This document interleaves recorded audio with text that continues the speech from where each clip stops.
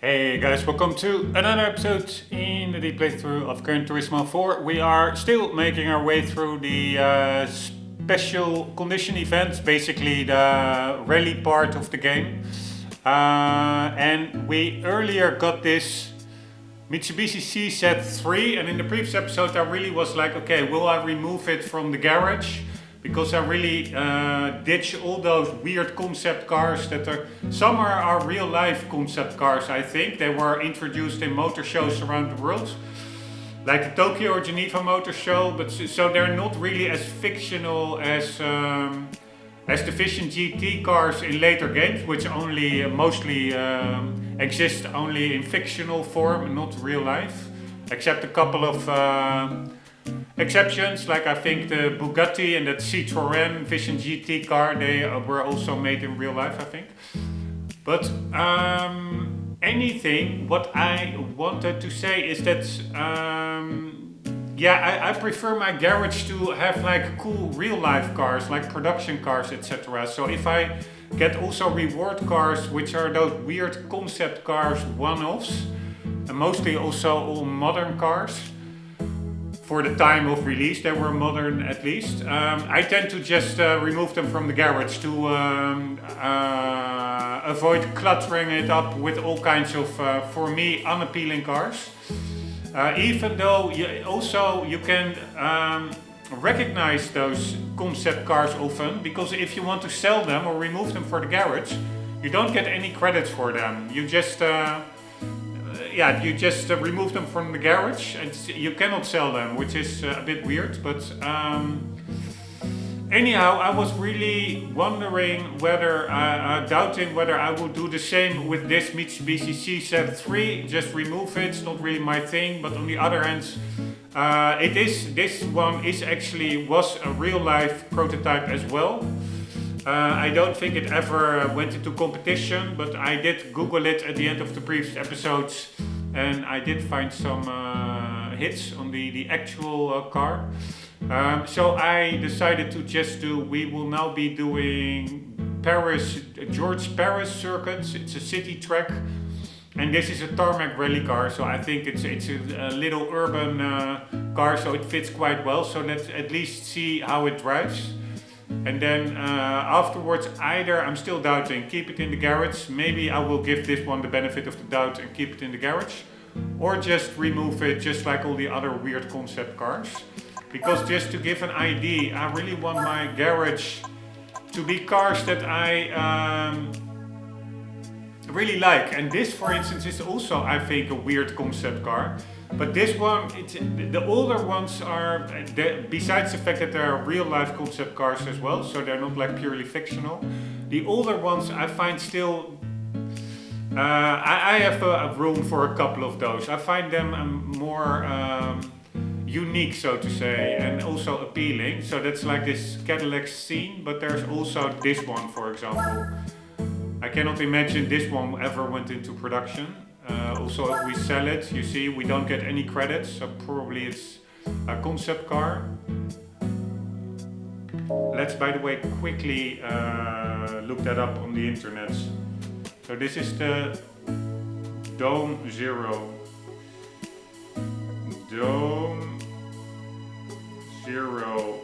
car. A prototype sports car from Dome Company Limited that was exhibited in the 48th Geneva Auto Show in 1978. Despite multiple prototypes and homologation efforts, the Zero was never approved by regulatory bodies for sale in Japan or overseas. As a result, the project was not commercially viable and the Zero never entered series production. Yeah, so this is also a true prototype car, but again, it's such a quirky car that I have room for it in the garage. Just like that Jay Leno tank car, it's normally also not something. I find it also a bit of a quirky car, a little bit too quirky, but yeah, I also gave that one the benefit of the doubt. But for the rest, I'm really looking at cars real life cars that either made a big impression on the car, on car history, like the Model T.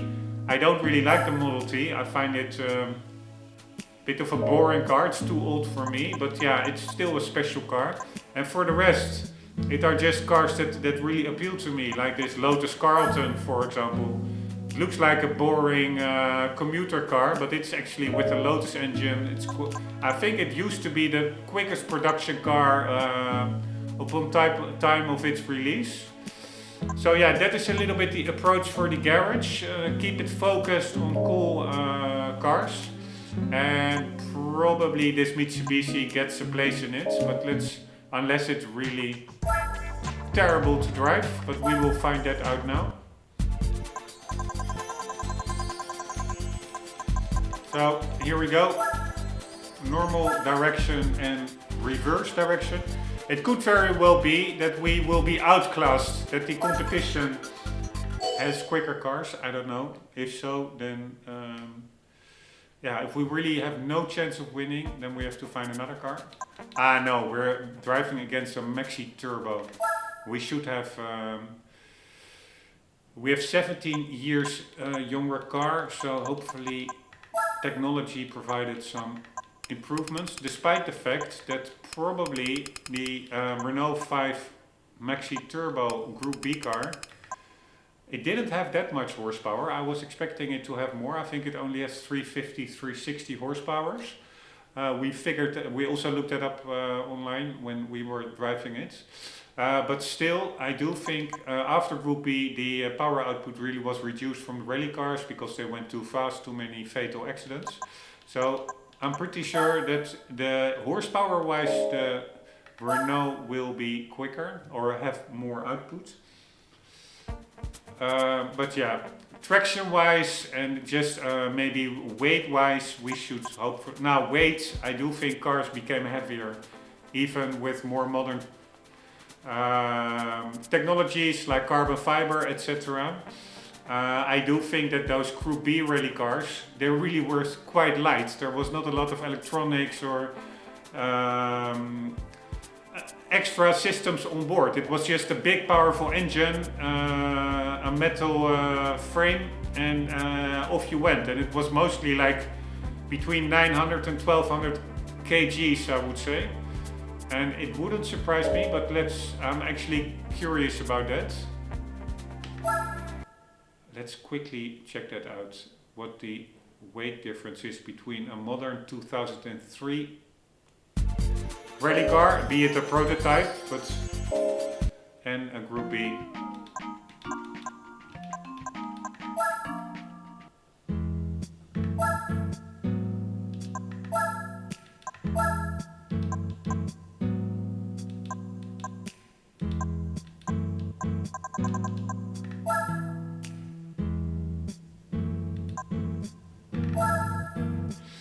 Alright, 1200 kg.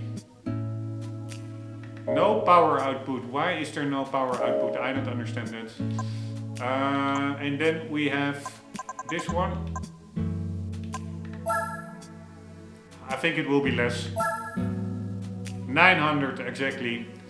So it is probably more powerful and it weighs significantly. It weighs 25. Now that's 300. Yeah, it weighs 25% less than the 2003 Mitsubishi.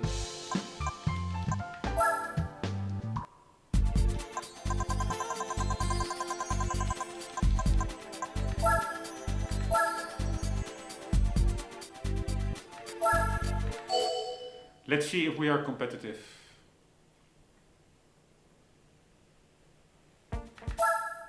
Oh shit!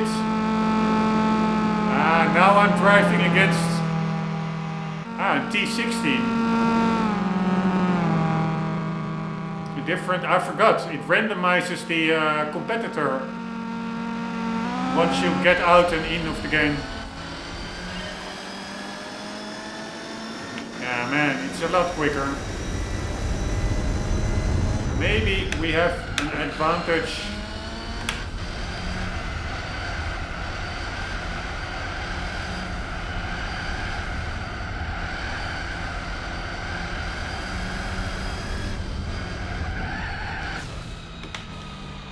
I do think we have an advantage grip-wise. Alright, I will just... Oh shit. No, I'm really screwing it up now. I do have to get familiar with the track again. So on the straights, the Peugeot is much quicker, but there are not that many very long straights. I do think that the T16, let's quickly check that out online, but I think in game the horsepower may be a little bit different than real life sometimes, because also that Renault, I think it says 350 in game. Well, real life, yeah, it's marginal, but it was 360 or something. But sometimes those differences can potentially be bigger. Group B T16 power output. Oh, its road spec is 200. No, also Evolution 1 350 350, 340 350. Evolution 2. Here, this is what I mean. It's 1985, so I think that is the car we are driving against. I think it may be a 1985, I'm not sure.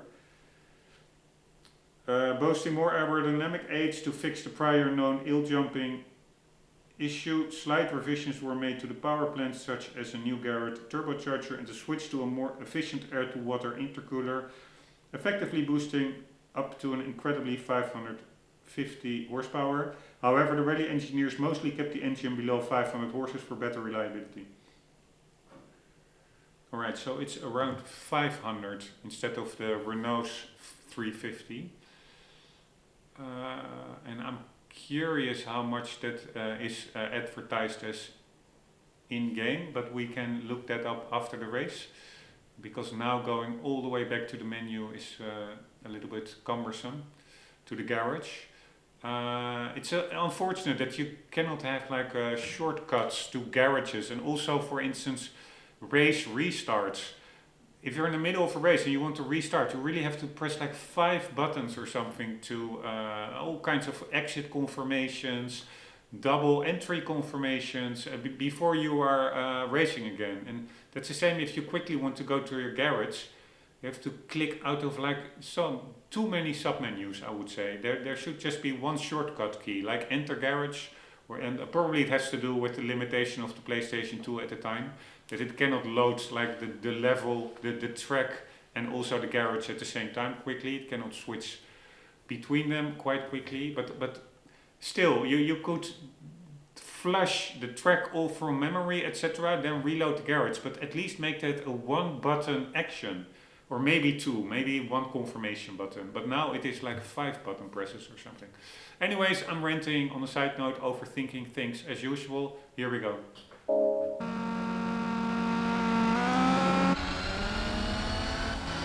Anyways, this car, I'm not sure if I said it already, it is quicker on the straights. But luckily, there are not that many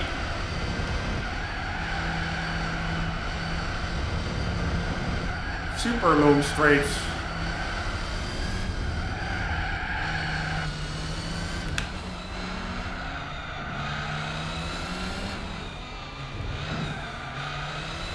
Alright, I really need to get familiar with the track. This car feels quite slow, and it also doesn't feel grippy at all. I wonder, is it only front wheel drive or...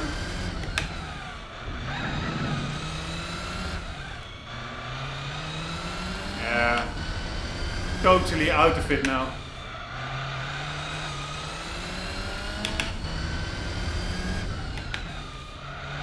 It really feels understeery.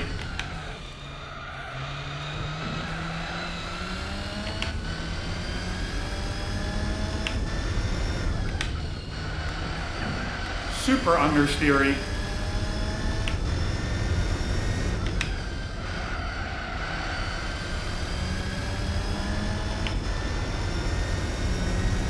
I was able to keep up a bit, but... Alright, we were 7 seconds behind. Let's see if we can reduce it.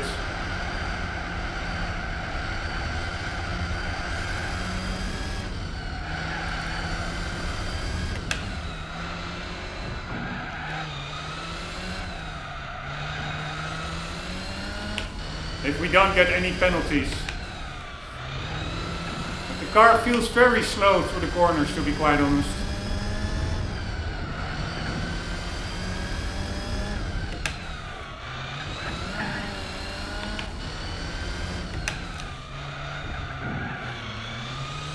Very slow.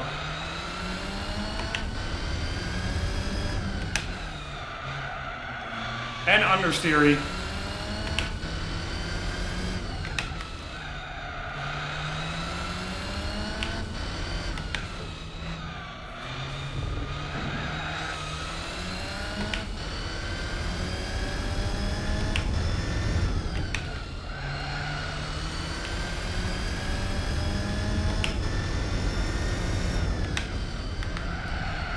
Also very hesitant in steering in. Yeah, we are.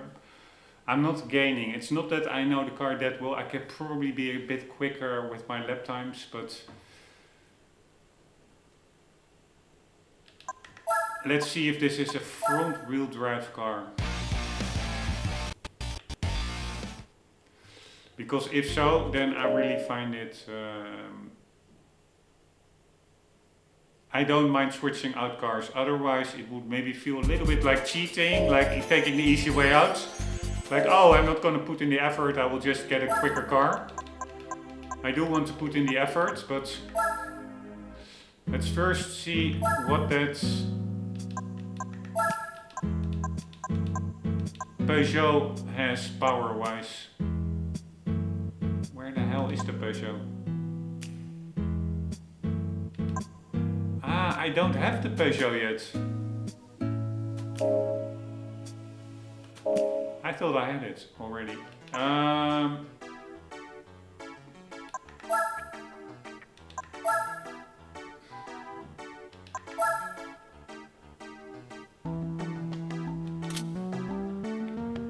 Alright, 1985. 345 again. So this is what I mean. This is the 1985 one. That should be the Evolution 2. Ah, no, this is the Evolution 1, I think. This is the Evolution 2. Yeah, so this is 450. It's more or less in line with what the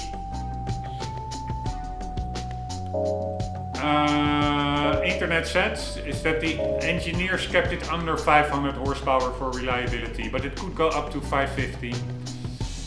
And now let's see what kind of car we have.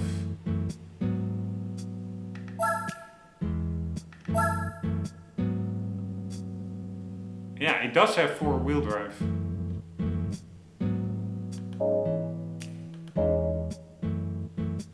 But yeah, it is, I don't know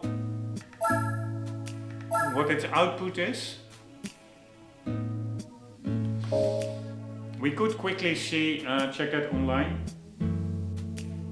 So we do CZ3 Rally Tarmac. It doesn't say any outputs in-game, but maybe on the fandom websites there's anything. So it is turbocharged 2-liter inline 4, 335 horsepower.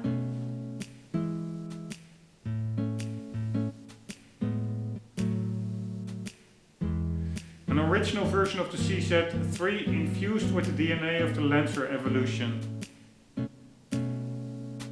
Where does it say that? Apparently that's an in-game description. I don't see it anywhere. Anyway, so we are 350 versus 450. We do have a heavier car. Let's see what the weight is. Or was that already in game? Yeah, 1200 kg. That was, I think, already in game. So we have 25% more weight and 100 HP, less HP from 450 to 350. God damn, it's so annoying. Sometimes, holy shit, there's a whole separate section with dirt and snow still. Was not expecting that, to be honest. Anywho. Oh wow, and is that also multiple races per track? Ah no, these are not races. It is just, you can just practice away. So that's pretty nice. You have like this dirt and snow test track. You have original circuits where you can just go. I was not aware of that. You can just go there, and there are sometimes family cups. So you have original circuits, you have the driving park with the big oval, and you have city courses, also with family cups, which for completion we probably all still have to do. But yeah, that's pretty fun. I don't see world circuits here. I wanted to say I don't see the real life circuits, but those are here. And also with family cup.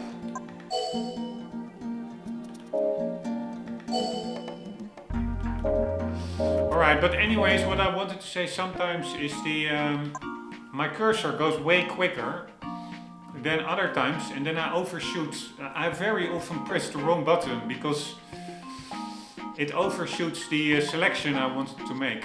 It's super annoying. Anywho, 100 HP less.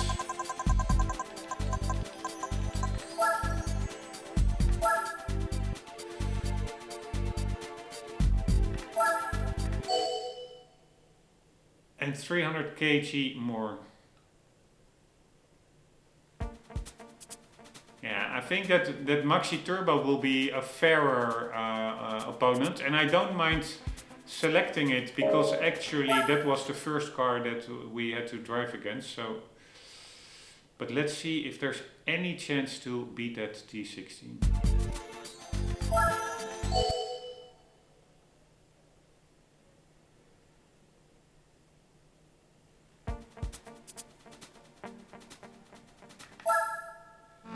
I don't think so.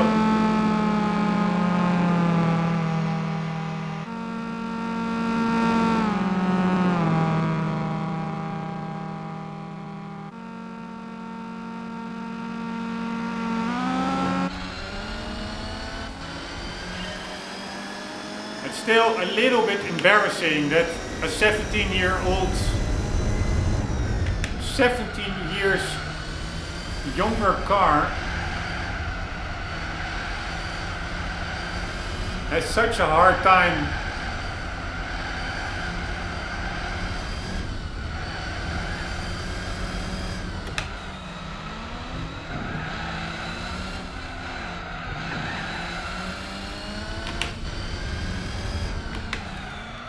and I'm really braking too much. I think that's also my problem.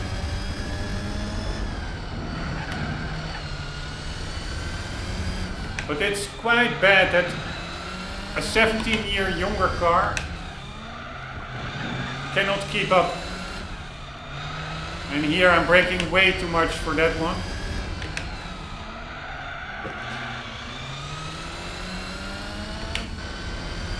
It's all about keeping speed.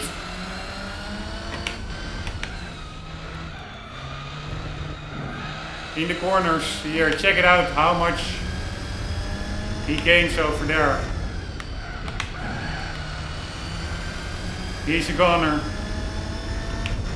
And I wonder how much does that have to do with me driving bad? And how much just with the fact that the car is just too slow. Oh, fuck me. Sorry, I'm just not going to bother. Normally I would bother, but as mentioned a couple of times before, unfortunately, if I would have endless time, if Bitcoin finally does its thing, and I don't need a lot of money, but just to be able to sustain myself, I would for sure try and just get good and win it. I don't have limitless time, unfortunately.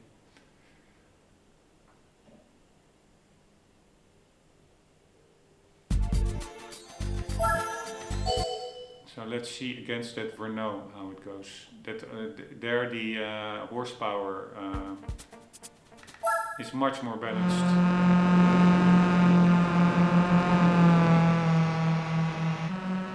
We are only.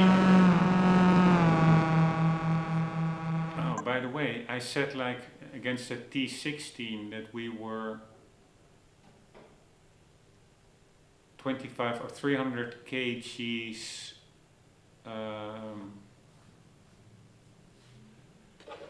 heavier, but I think I mixed that up with the Renault 5 Turbo that was 900. So let's quickly see online how much the T16 weighs. One moment.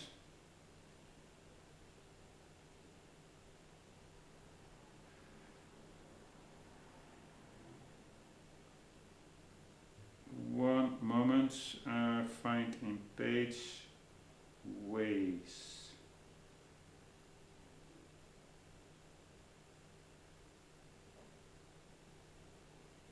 The engineers chose to build the new XU line. It was initially 900 as well. And then did it become more?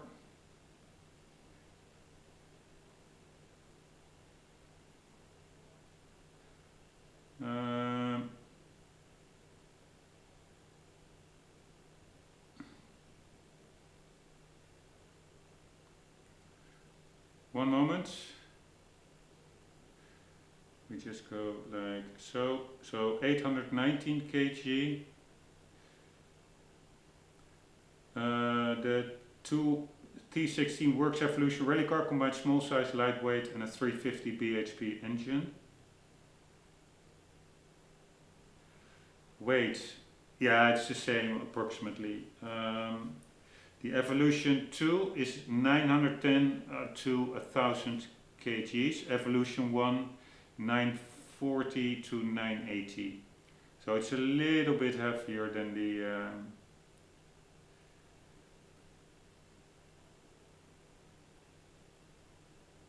Renault 5, but still below 1000. It's pretty amazing. Alright, here we go.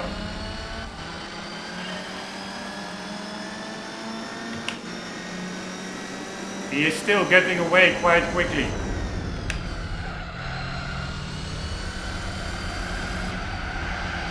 We should have better traction, right?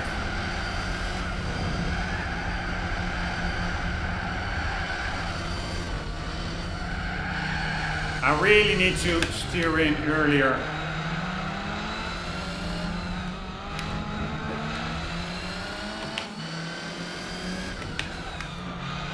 I'm really being reactive in this course. In the sense that I'm only adjusting my steering angle in the corner itself.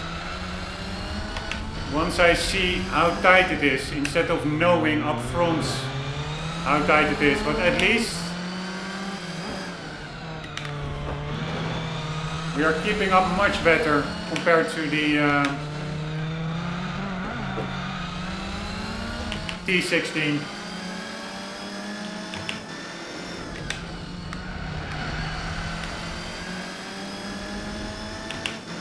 But there is of course a difference between, holy shit, keeping up and getting past.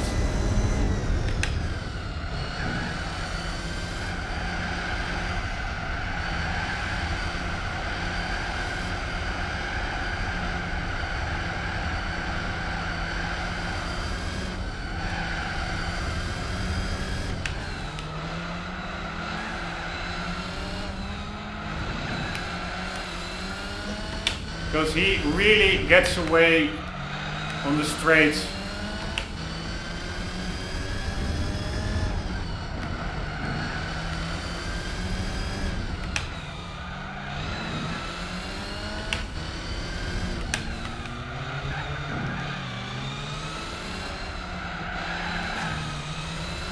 God damn it. I think I'm not winning this one anymore.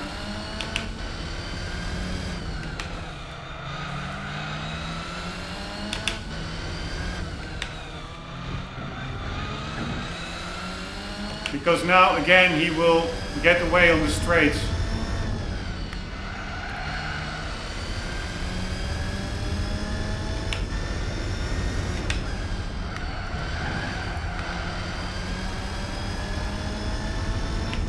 I need to get in front earlier.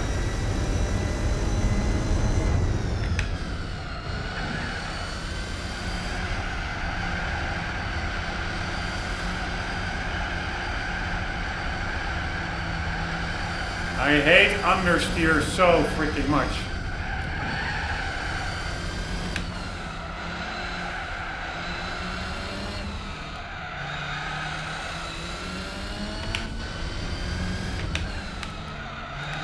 And you really need to steer in these corners earlier. Oh, but if you steer in too early, it's actually a super frustrating course. If you steer in too early, you will hit so easily the inside fencing. God damn it, annoying. I don't understand, why is that car so much quicker? Shouldn't be the case.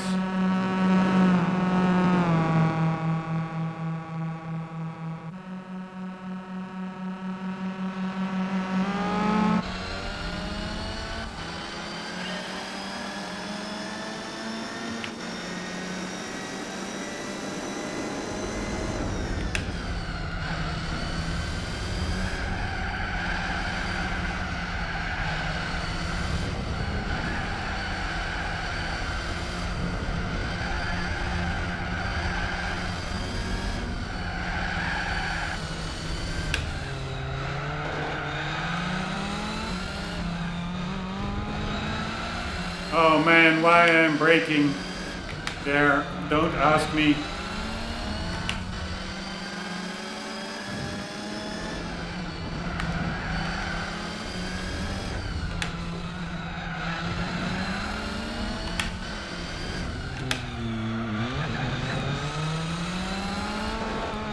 Oh fuck me, I thought the corner would be much sharper.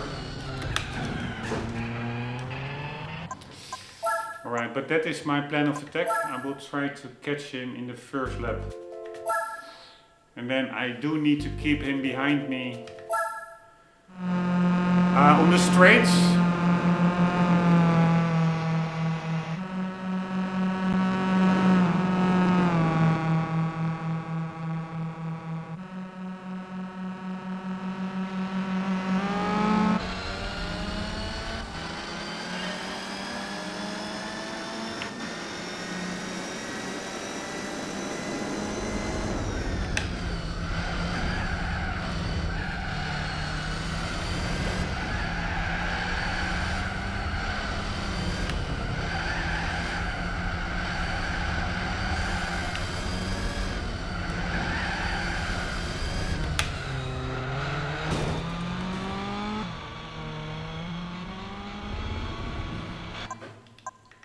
Fuck me. Like all rally races in these special condition events, the penalties are very sensitive settings.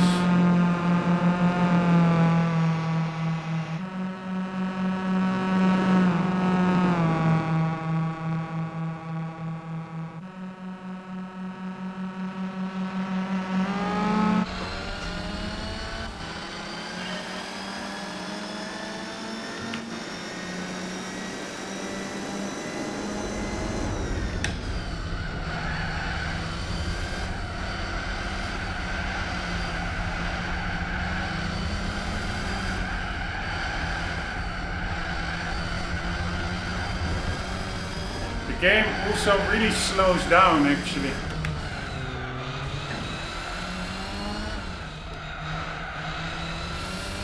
with the Vulkan renderer, unfortunately. But over here in the street section, we should be really good because he has no way passing us over here if we keep the inside of the corners closed. Right, that corner I really can take much quicker. The only thing I'm worried about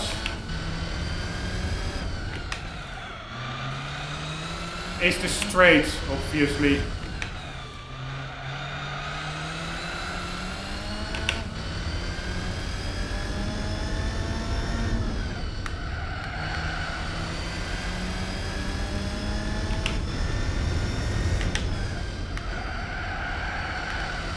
Right, which would be over here. But we have quite a big gap actually. Holy shit. Totally missed that one. But we're still in front, so all good. Always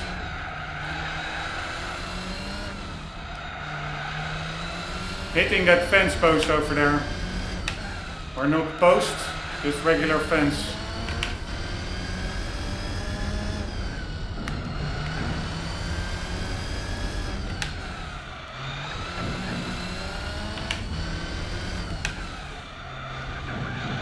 Alright, this one I think, yeah, you can take. Ah, fuck me, man. Fuck me. Thank you very much. I'm just gonna continue. It's not a clean race. But whatever.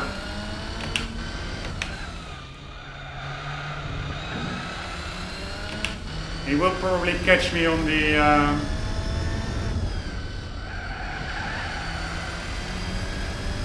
straights.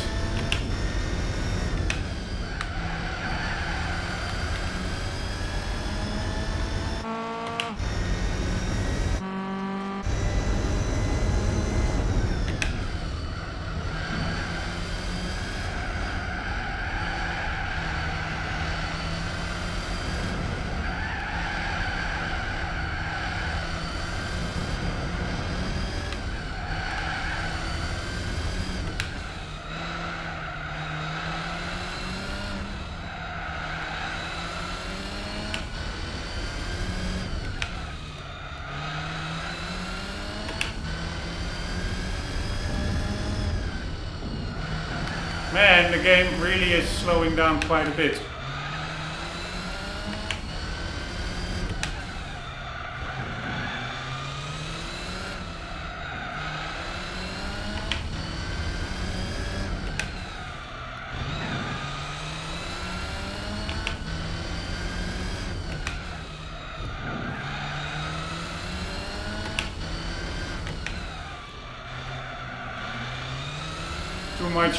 Too late on the gas over there.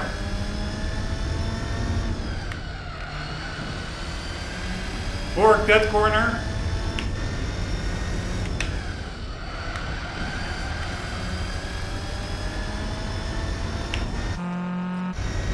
But whatever.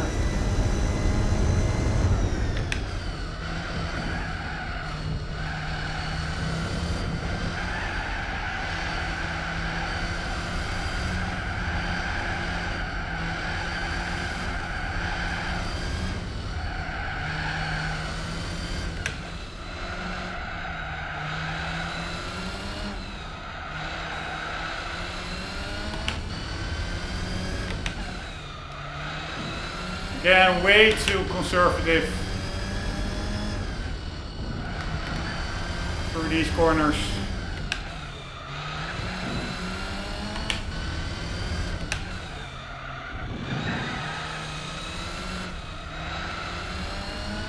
I have to remember that this corner is actually not a 90-degree one. I can carry more speed there.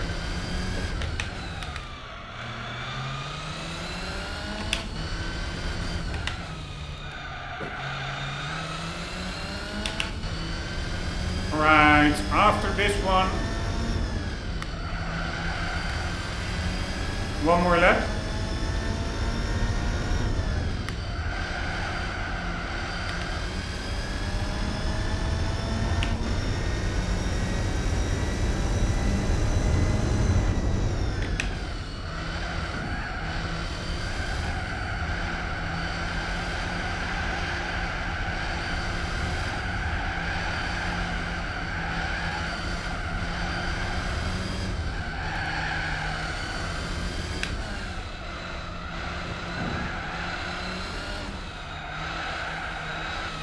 Man, I'm so screwing it up.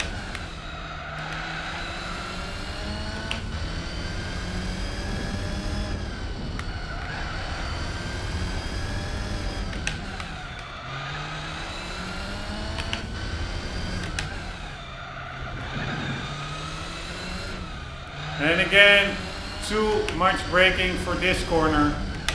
This left-hander is not a 90-degree corner. More speed possible there. Also through this one. This is like a semi-hairpin.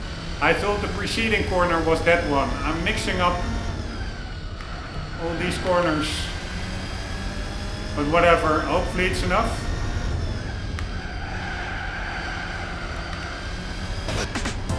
There we go. Right, let's skip the replay, get some progress made.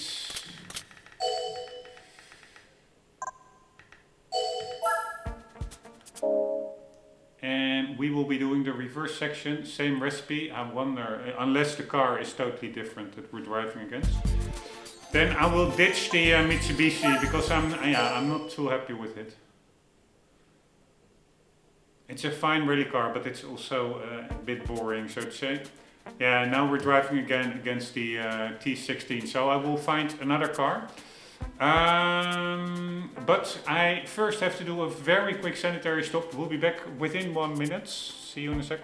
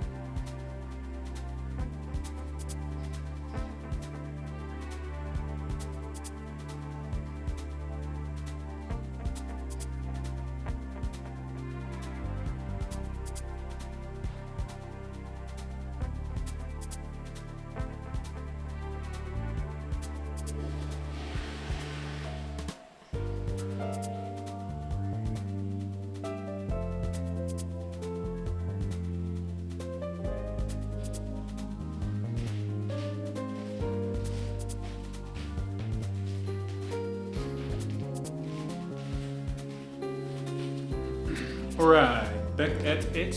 We need to find another car because I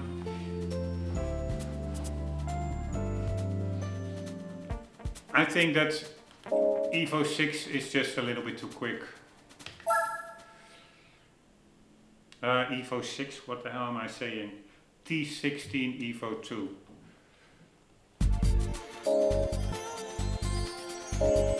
And normally I really want to keep the car and just try to beat whatever the game puts as an opponent to me. Just put in the effort. But for this, nope. And I'm also going to... it clutters up my garage, this one. I don't find it any super appealing car. I don't like where Rally went after... Yeah, no, that's not true. You also, during this time, you also had the Blob Eye Subaru and the Lancer, so that are cool cars, but cars like this, it really doesn't do it for me. We do get some money. Yeah, so that, I thought we didn't get money for this one. So then it's, yeah, that's for me also a criterion, like is it a real car, which do adds to its appeal, in my view, compared to like weird Vision GT cars. or concept cars that never saw the day of light. But yeah, it's still... Is this a car? No, I'm just gonna sell it. Clotus, I want to keep my garage focused.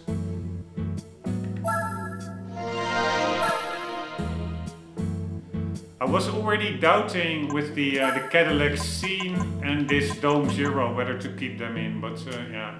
This one I also actually really want to move out. But yeah, I can. This is also one of those weird concepts. But that could be handy for truck racing. It's quite powerful actually. But you know what? Yeah, shall I? We'll keep it. Because I don't like truck racing that much anyway. So I also don't want to have to buy a truck and then tune it, etc. I can just as well use this one. But it really is not my kind of car. That lowrider, ricer look. Anyways, oh yeah, I wanted to check one thing. How much weight does the game says the Evo 2 T16 has?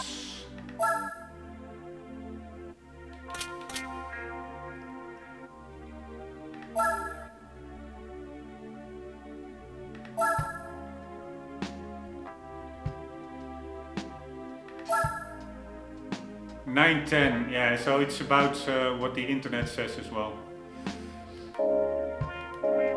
Probably we will win this car after this event, maybe. Anyways, we need to find... Again, let's see. It was 450, right? Yeah.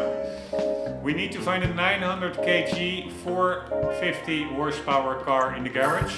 We did get a Lancia Stratos as a reward car.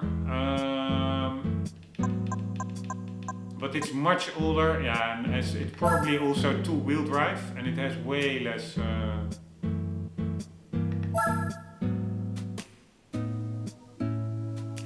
drivetrain, mid-rear indeed. It has way less horsepower. I don't want to use a modern car for it. I could use this one again. Is that RS? Oh, that's the RS200. I thought it was the Escort, the Ford Escort, which I also really liked.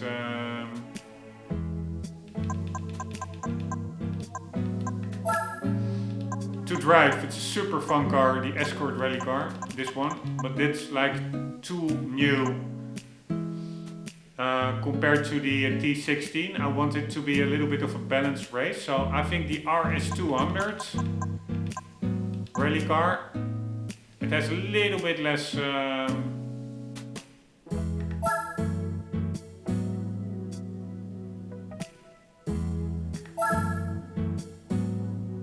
power, and it's a little bit heavier.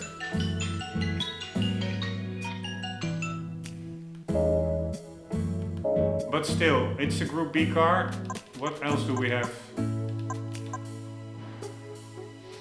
Yeah, the Delta S4, but I already did quite some races in this car.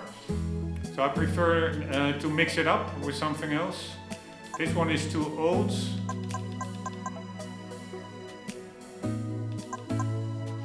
This one is too new. Are these rally cars or no? They are. Yeah, this is a rally car, by the way, but it's too young. This one could be one. 360 horsepower. Let's check its weight. Totally forgot I had this one as well. Yeah, it's much heavier. 1250. Also looks much bigger and heavier.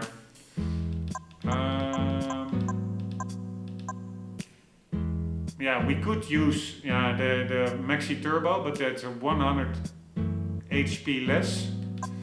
So probably not the best idea. And then for the rest, yeah, these are all very new, young rally cars.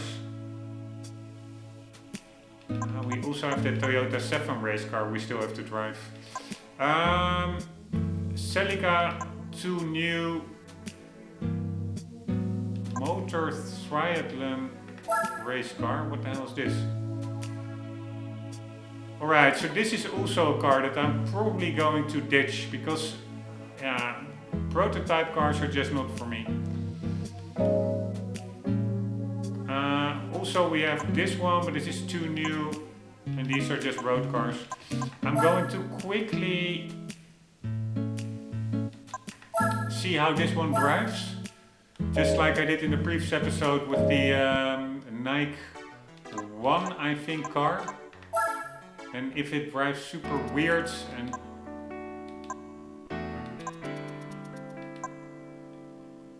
I don't even know this course. Anyways, if it drives super weird, I will ditch it from the garage. I really want to keep a focused garage.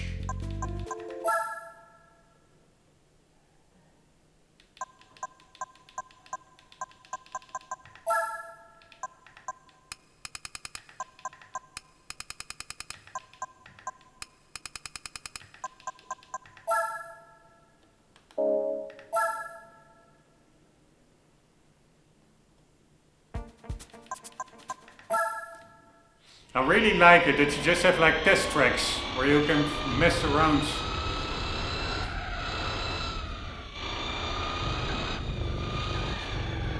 Besides the fact that I am not a big proponent of electric vehicles,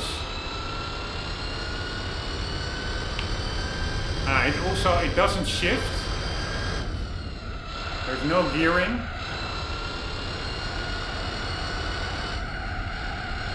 It does have pretty good grip, I would say.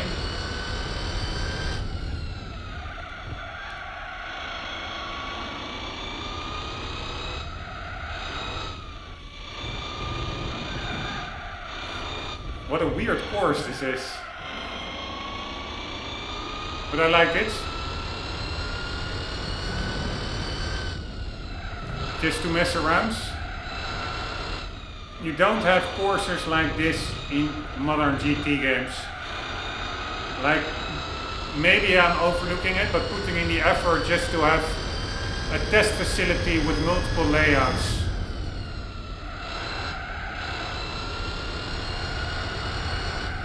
Alright, it really doesn't do it for me, this car, but let's see how it looks.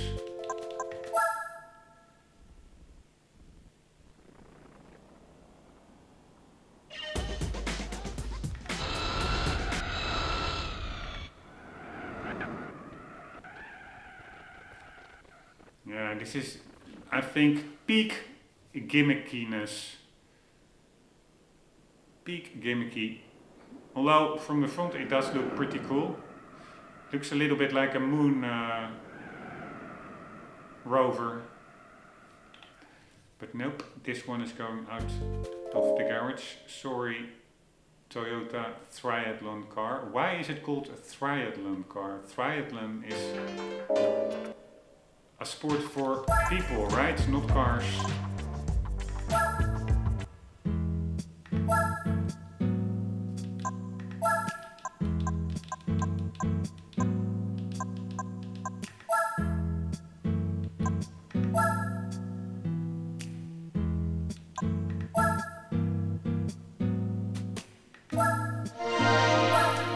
See you later. Yeah, this one I actually also want to get rid of because I can maybe use it, but again, to me it looks like a concept car. Let's quickly check that out. So it is the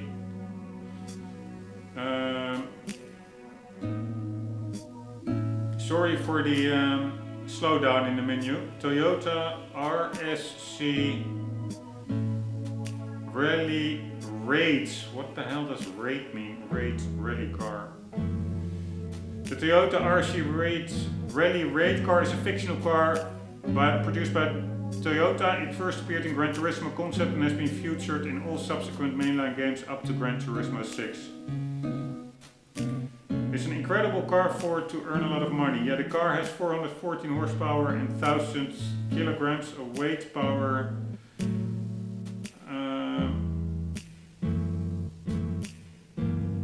Designed by the company's Kelty Design Research Facility in Newport Beach, California, and debuting at the 2001 Tokyo Motor Show. The Toyota RSC Rock Sports Coupe was a rally racing inspired concept car that looked ready to do battle in the African desert. So apparently it did appear in the Tokyo Motor Show. Why does the other article say it's fictional only?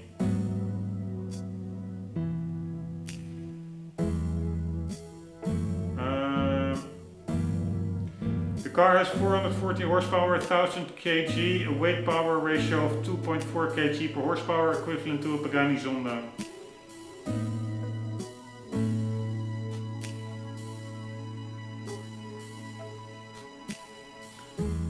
But there must be better on dirt than asphalt, despite that appearance. It has the low range for a car of a Paris-Dakar.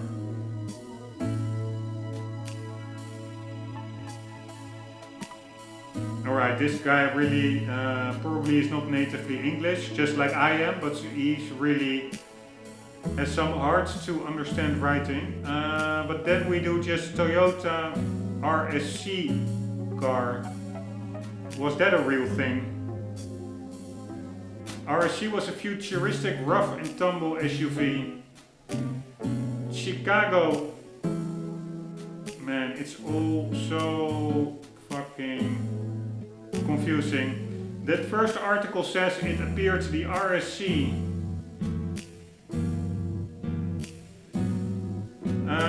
Appeared at the Tokyo Motor Show in 2001, and this other article says it appeared in the Chicago Motor Show. One moment, I'm just quickly checking it out.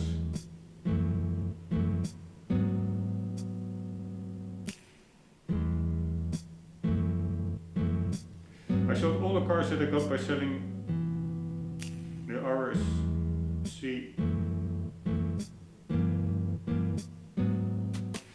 Alright, people really cannot write online. I sold all the cars that I got by selling the RSC Rally Raid car. I don't even know what that means. Anywho, where did I see... here, maybe. No.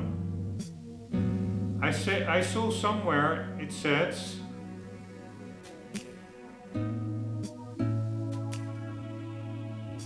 that it first appeared in Chicago Motor Show. 1 second. Here, Toyota's funky looking RSC crossover coupe show car debuted at the 2001 Chicago Auto Show. Alright, so in that sense it probably was a real thing.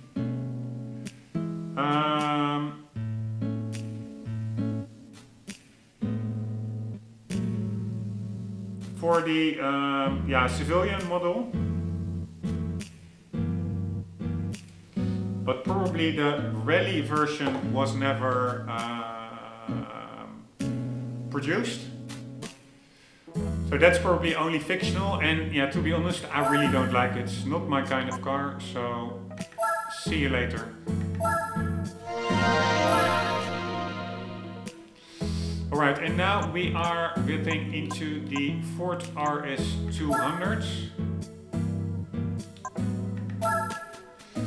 And I think it will be very tricky to keep up with the T16, but we are at least going to try that.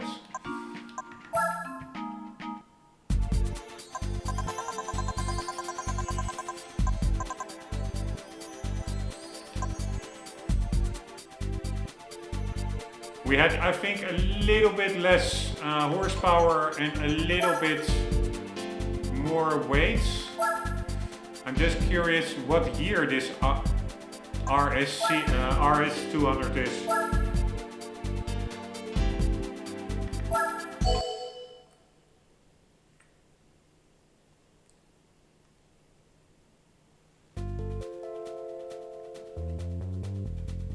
85. But the T16 was actually an evolution car, so let's quickly see if the RS200 Group B also had several evolutions. One moment.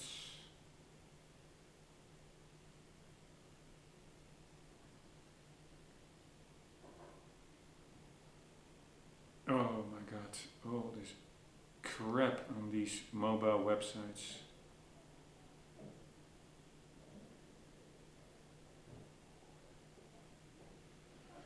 ...450 horsepower, 419 Newton meter. Alright, these are the specifications, but is there also a history of the car?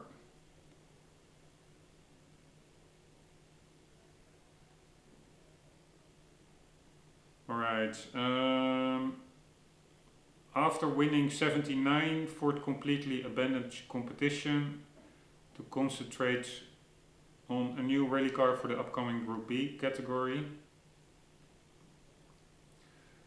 Then they made the RS1700T.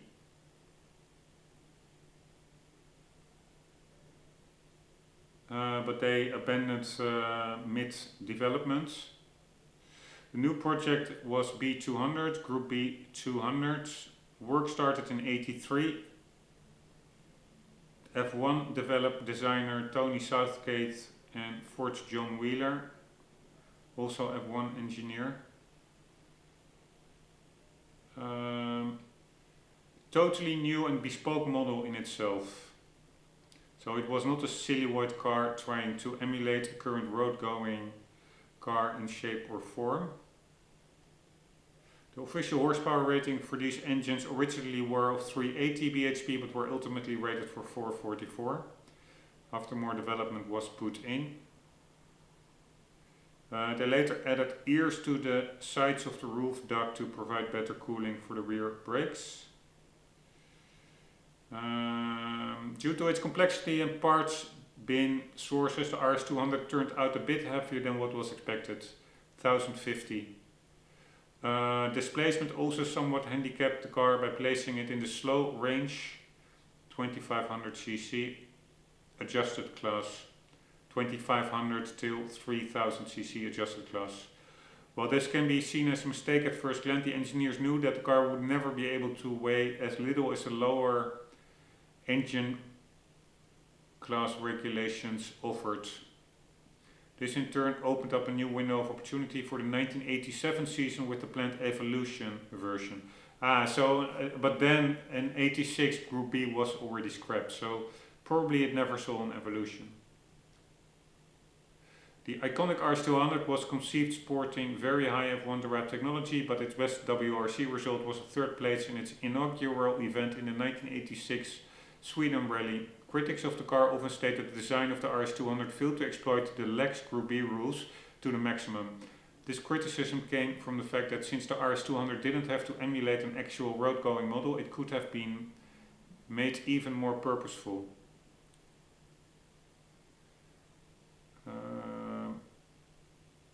Ironically, the RS200 played a role in the change of events leading to the cancellation of Group B when local driver Joaquim Santos lost control and crashed into a crowd of people at the 1986 Portugal Rally.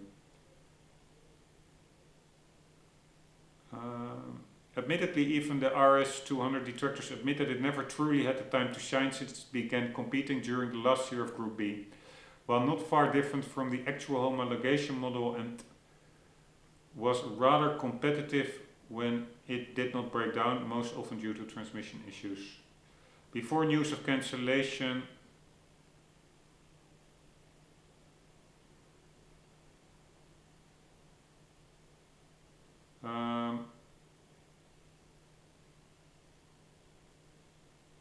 of Group B was made public in 1986, Ford had already begun working on the Evolution model of their RS200, which was planned for '87.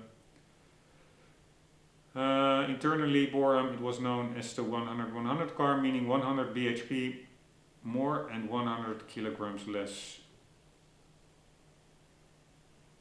It must be noted that Rally cars used in the inaugural 1986 season were only slightly upgraded homologation versions and are often considered not to be true evolution cars. Alright, but was it ever put into, was there actually a car built?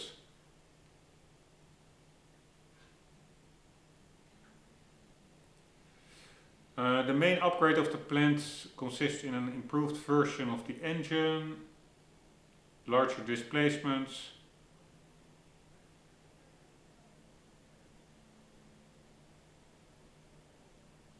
for a WRC competition. The engine was planned to develop 450 to 650 with improved torque. Select events like the famed high-speed 1000 Lakes Rally in Finland would make use of somewhat dependable 519 setup, while most rallies would have seen the output toned down to a more reliable 440, 450, yet still an improvement in overall drivability than the previous engine.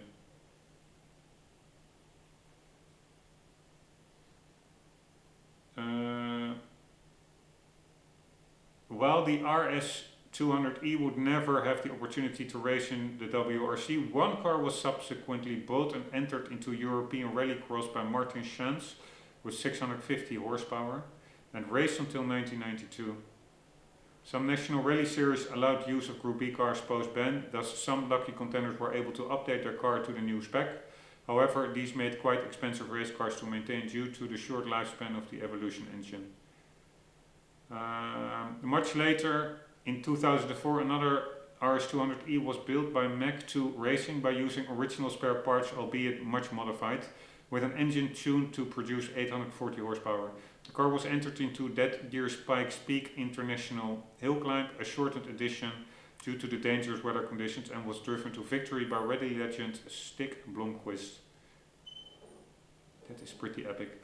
Alright, so that was a really long sidetrack, but the answer is no, there is not really an evolution version that entered actual WRC rally. But it did only enter in the, so it's basically not much different from the prototype, but it only entered in the last year of Group B. So yeah, it was, I assume, made to compete with evolution versions of earlier cars that already entered Group B earlier, years before, I think, or I imagine. Here we go. Let's try to do this still this episode. I know it's already way longer than the 45-minute marker.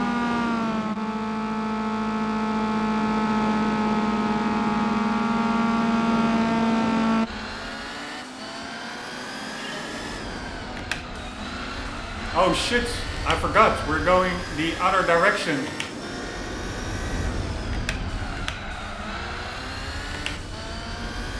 Alright, I have to...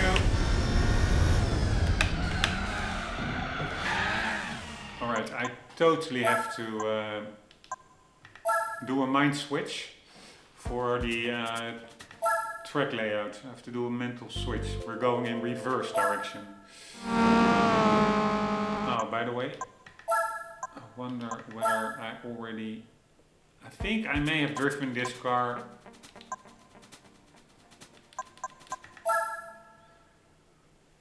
before, but I'm not sure, so let's double check whether I already disabled the 8s. Yes, I did.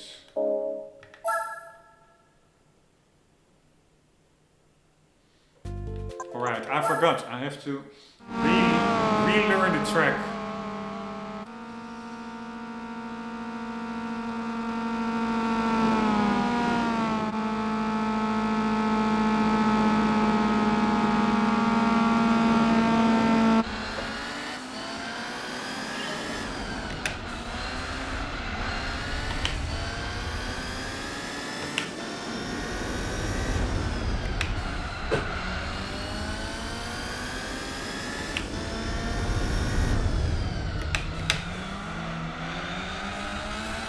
Man, this car feels understeering,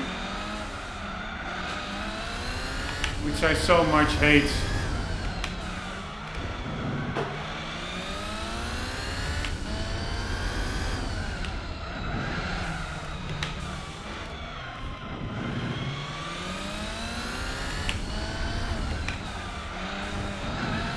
Alright, I'm really getting wasted here.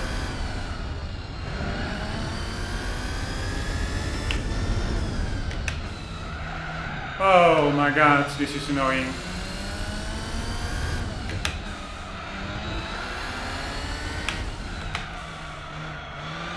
I have no idea where the track leads to.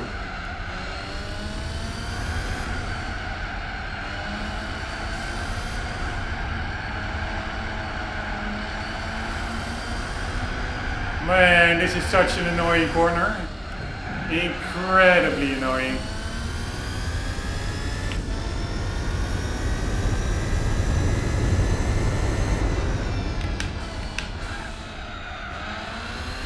Alright, I will do a couple of laps just to get familiar with the track.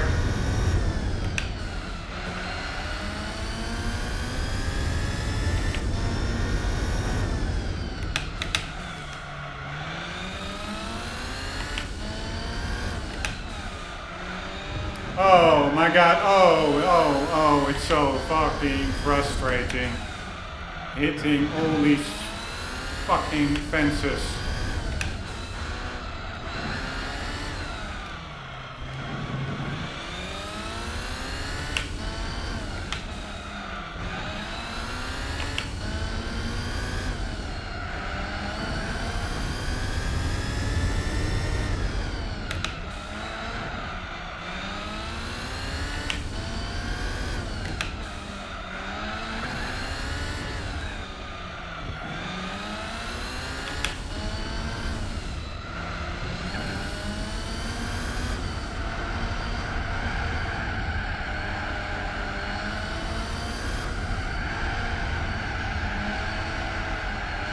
Oh my god. Oh, it's so frustrating. Bumping into these... Oh, fuck me. This is fucking frustrating. Bumping into these fences, the understeer in that long corner.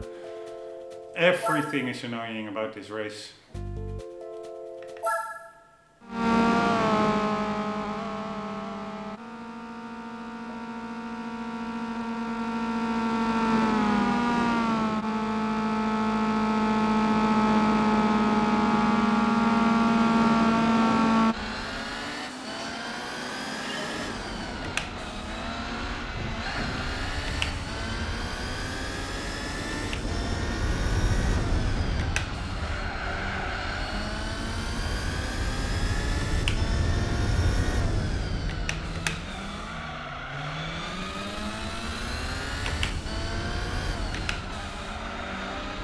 Oh, it's so annoying.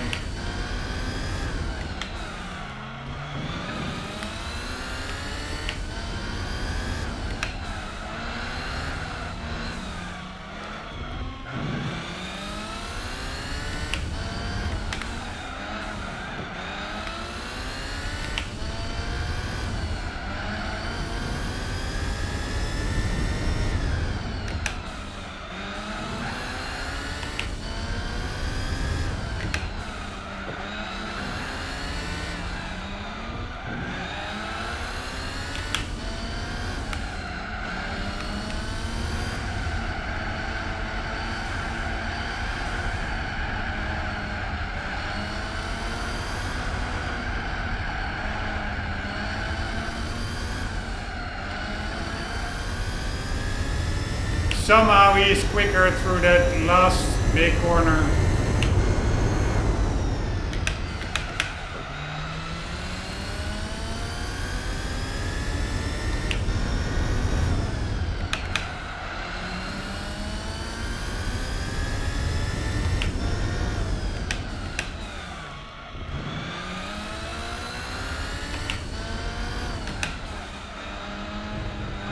Oh, that fucking corner, man, that fucking corner.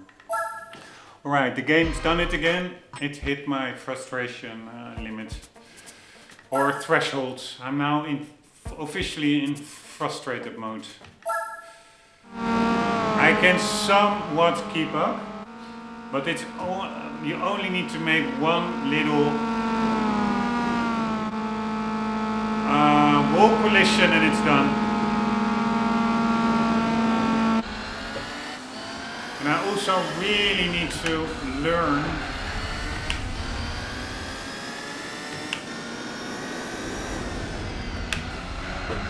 the braking points after the first lap, after the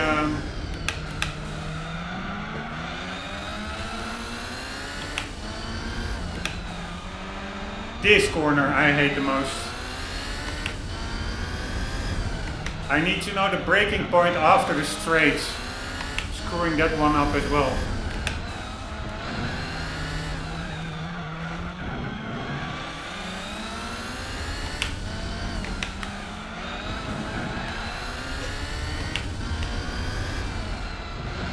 Here, this is where I lose a lot of time. I'm going way too slow in there. And then also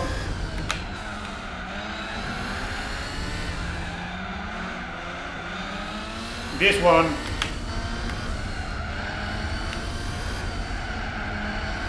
So much understeer, it's just unbelievable.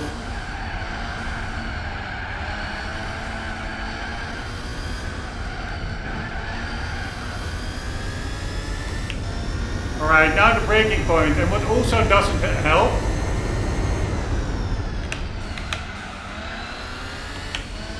is that the game slows down in this level.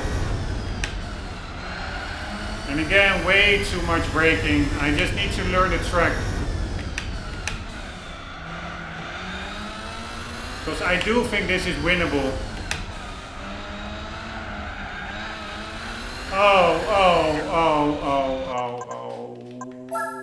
Fuck this shit. I was not expecting this last race to become such a nightmare.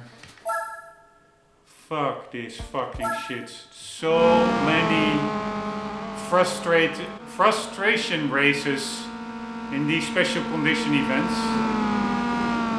Just crazy.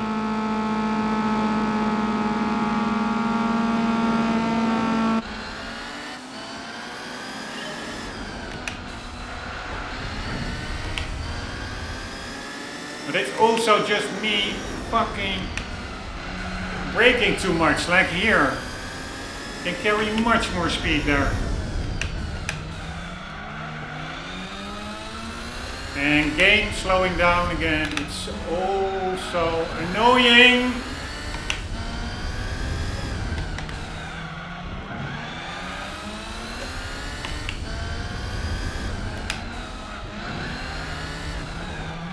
I have no idea where we're going.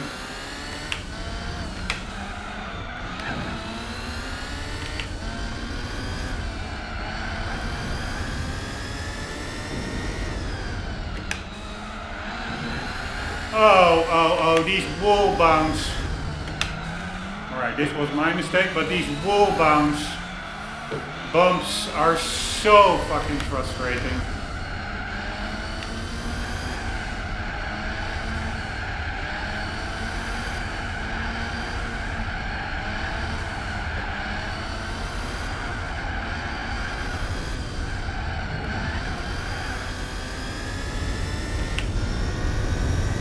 Alright, now I have to brake.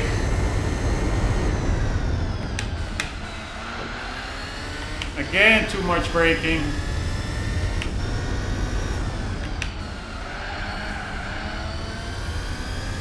There as well.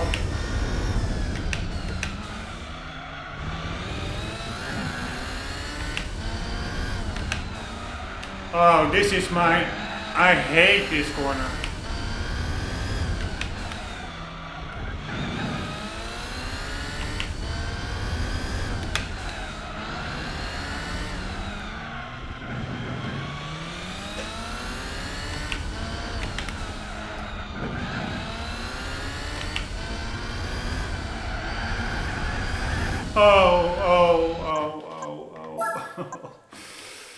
Oh my fucking god, man. The frustration is so fucking real.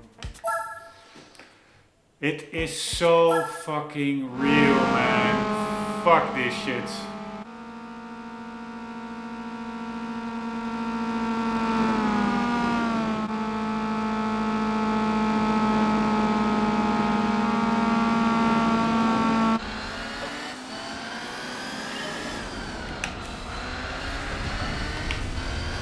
Why am I fucking shifting down there? There's no need for it. Oh.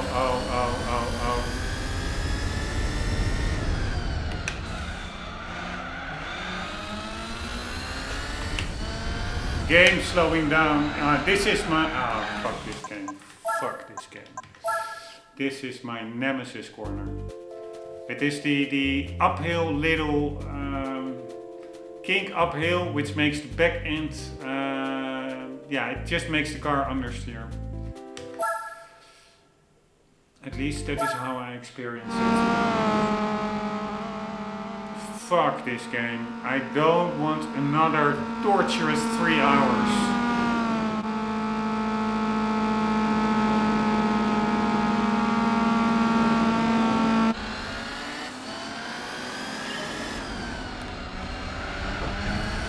Right, this is much better. Don't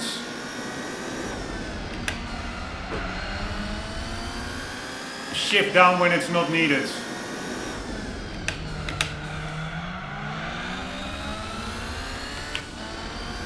And this is the torturous corner. You see, I'm actually also losing time there.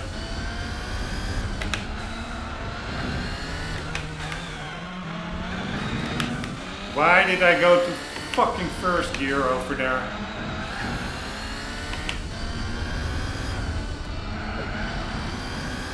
At least we are hanging in there much better. Alright.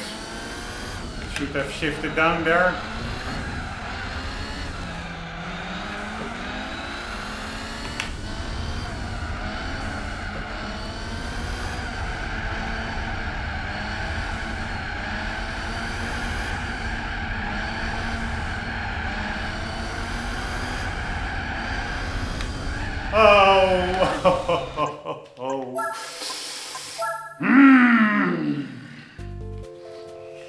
Fuck this shit, man. Fuck this shit.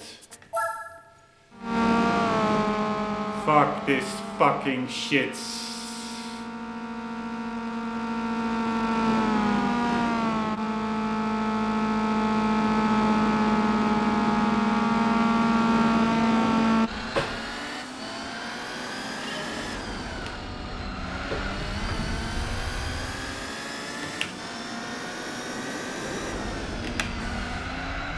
Maybe a good idea to steer in earlier.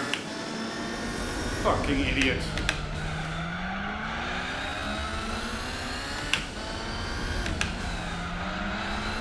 Oh, this fucking corner, man. This fucking corner.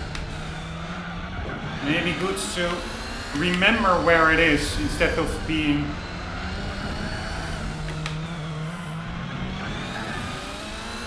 surprised each time.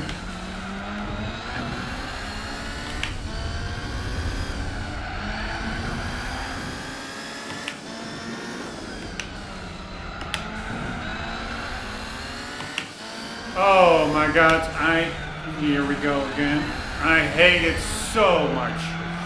Bumping into the fences.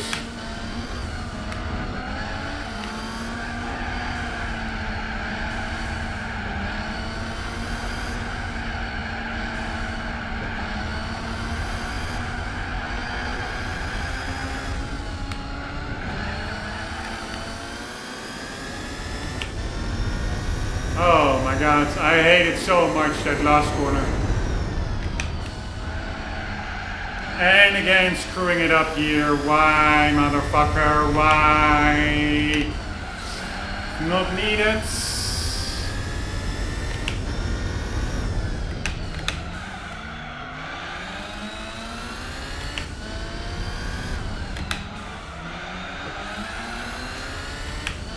Right, so that was the hard corner, and it's indeed just a late apex corner.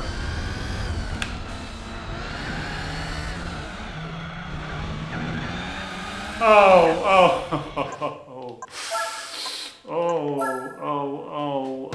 fuck this fucking shit, yo. Fuck it, fuck it, fuck it.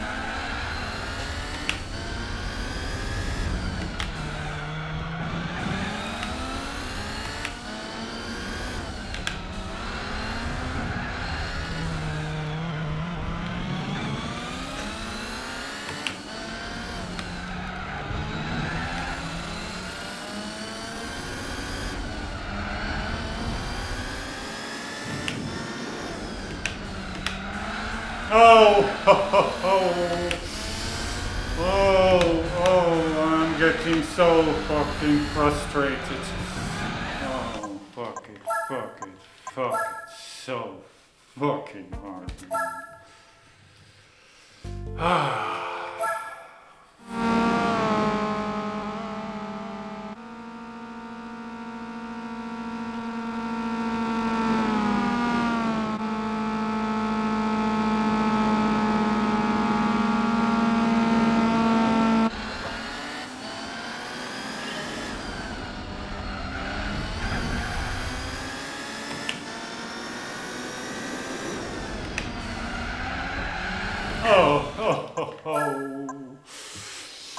Learn to fucking steer in earlier in that corner.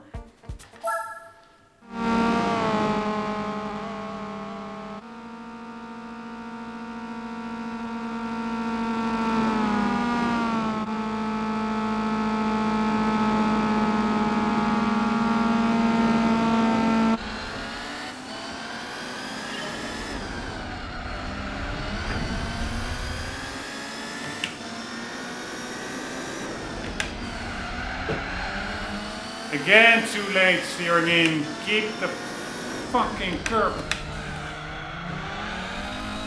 close.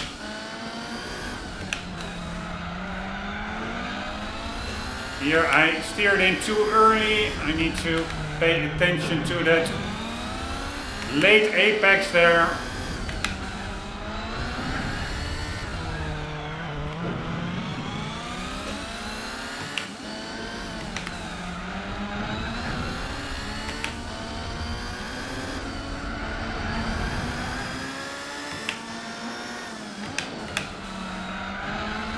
Oh, these fucking wall bumps.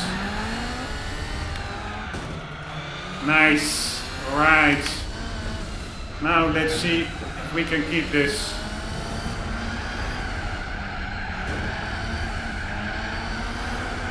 Oh, how is that physically possible?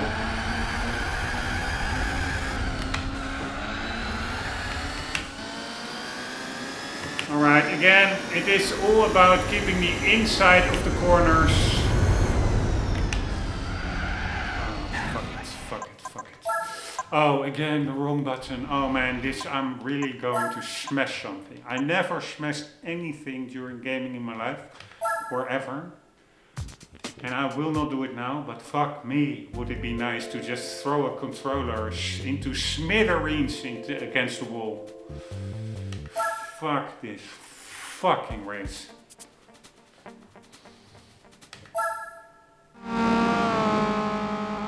If you just want to quickly get it over with and you're hitting a wall like this.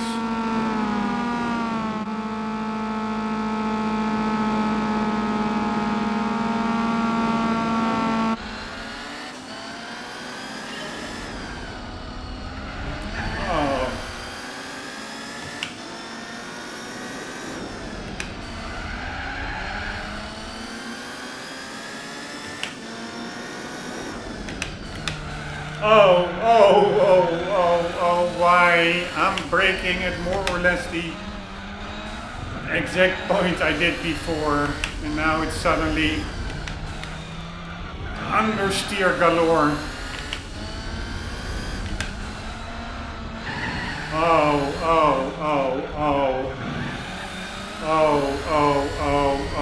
Why am I doing this to myself? Fuck this shit. Fuck, it's so hard. And if you're like not in the flow, you're making mistakes, it really compounds the frustration. And you're making mistakes in all corners. It is so unbelievably frustrating. Fuck this race. Fuck this race.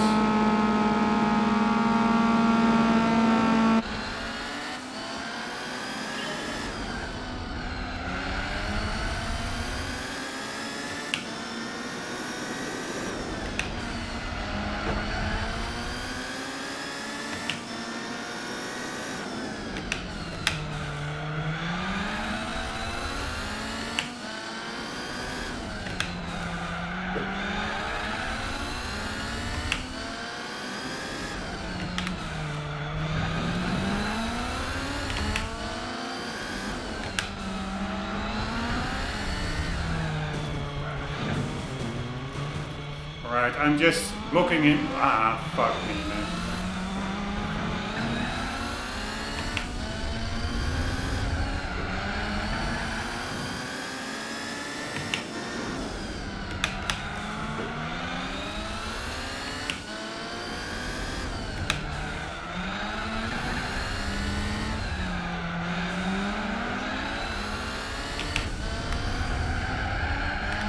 How can he have so much more grip? Just tell me, especially in this last circle corner. Yeah, okay, I could put medium. I'm on hard tires, but it feels like cheating. I can put on racing medium. I'm on racing hards. That's also fucked up in this game. You cannot see what the AI is on.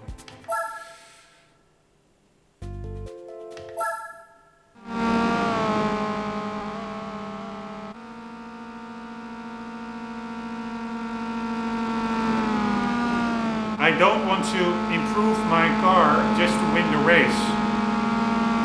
I just want to get better and win the race.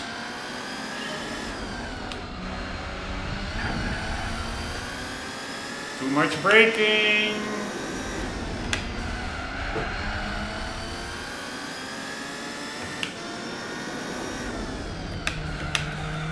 Totally forgot about this corner.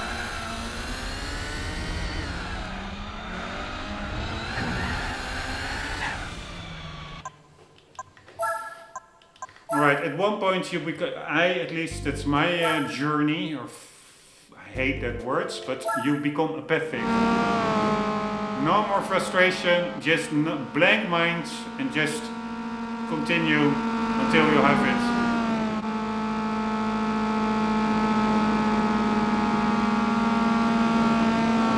Total apathy.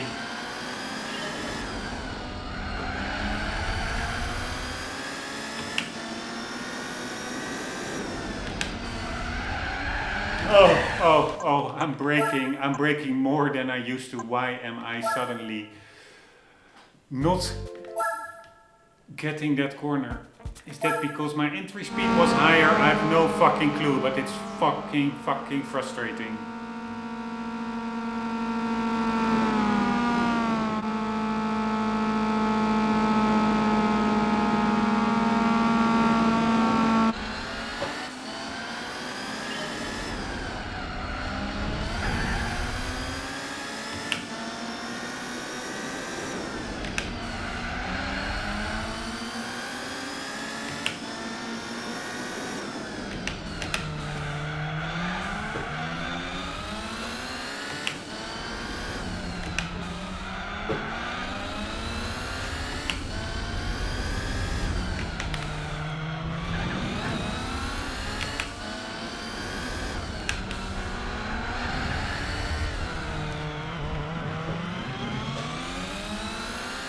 I'm screwing up that corner, I think.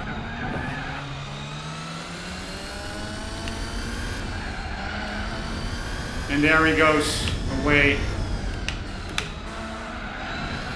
Oh, these wall bounce.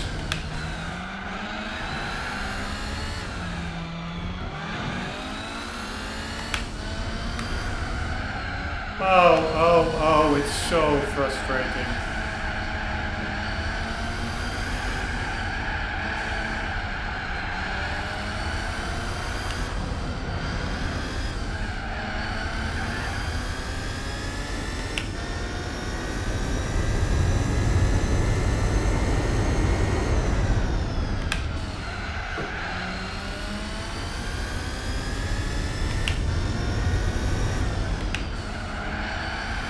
Oh, man. Oh, wrong button. I really need to smash something. I need to fucking smash something. I need to get rid of this build-up anger that the game is causing. Fuck me.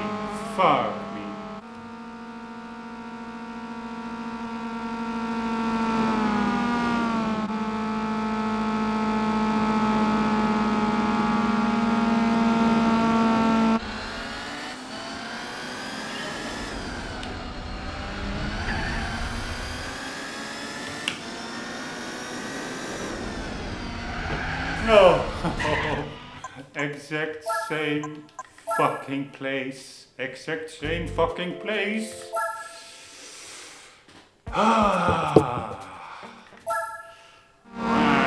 Right. They really come out of nowhere, these deadly frustrating races. Fuck this shit, man. Fuck this shit.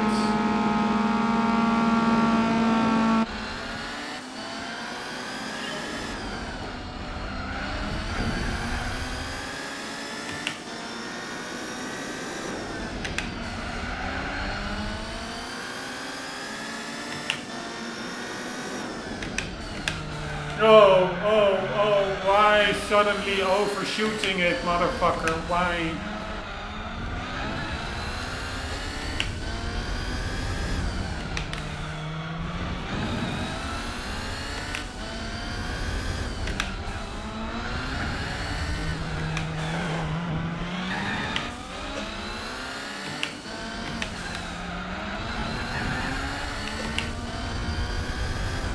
Game slowing down way too much. Oh, bumping that fucking wall. Bumping that fucking wall is so frustrating.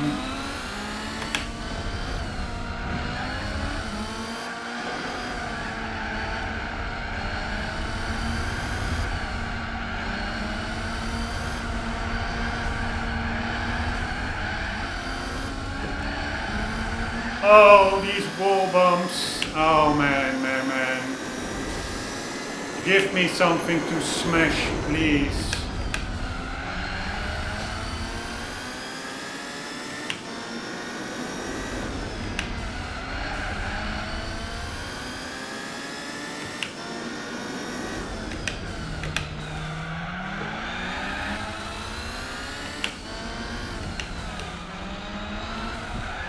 Oh, again, totally forgot that was my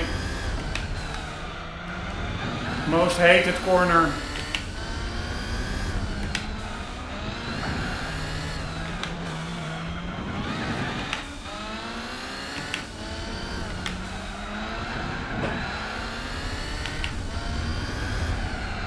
Oh, way too much braking, and there he goes. And there's nobody to blame but myself.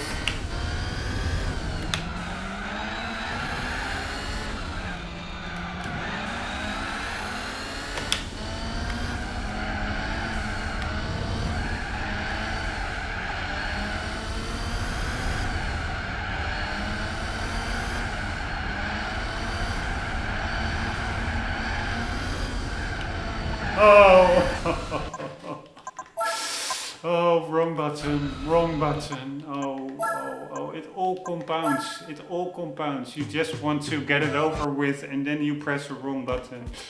May sound like a small thing, it is a small thing, but if it happens like 100 times already in the playthrough, it becomes infuriating. It becomes fucking infuriating. Holy shit, that last corner is so frustrating. It's so frustrating.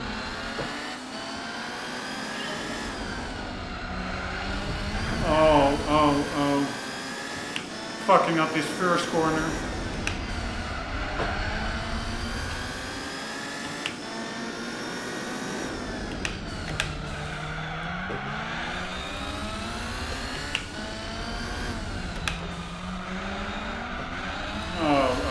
This corner, I also really need to take a crash course in how to take that corner.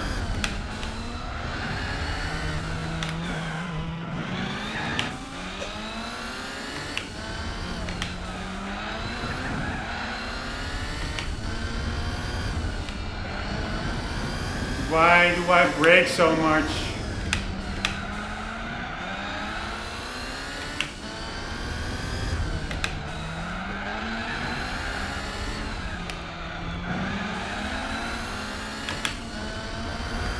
The game is also way too much slowing down over here, which is actually affecting my gameplay.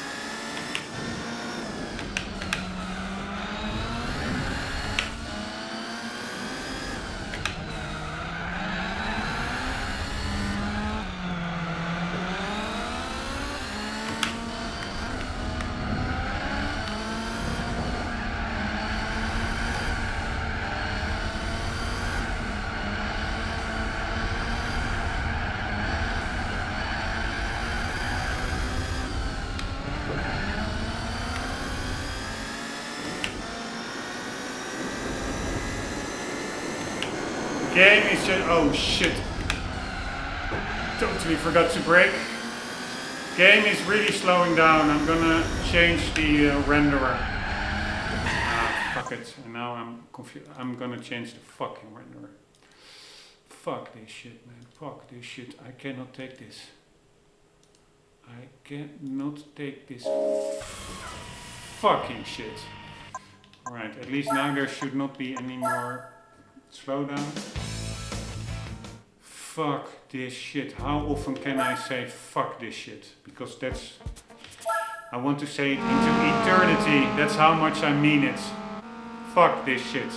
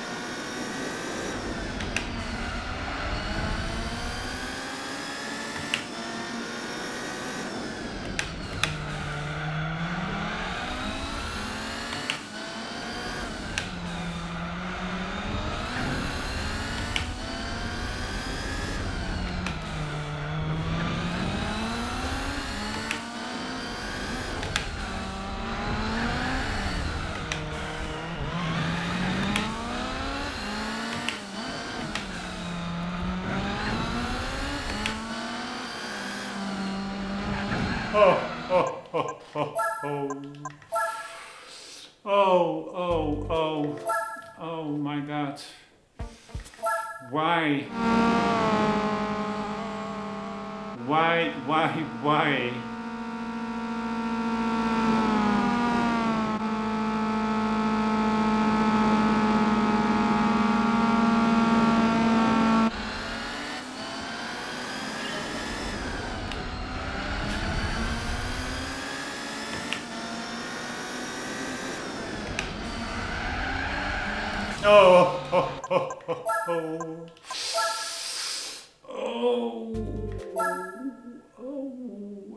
The frustration just literally hurts me.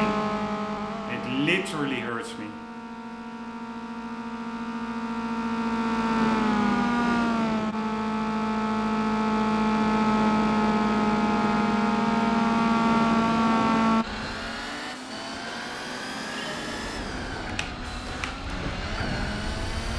No idea why I shifted back there. I can tell you it's not needed.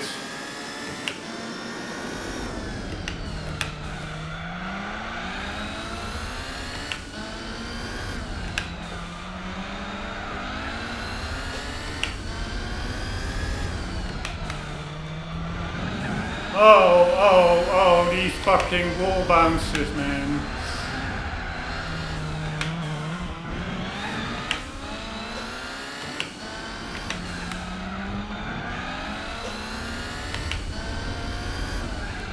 Oh, fucking way too much braking. Why? Why would you brake so much, motherfucker? Just say, tell me.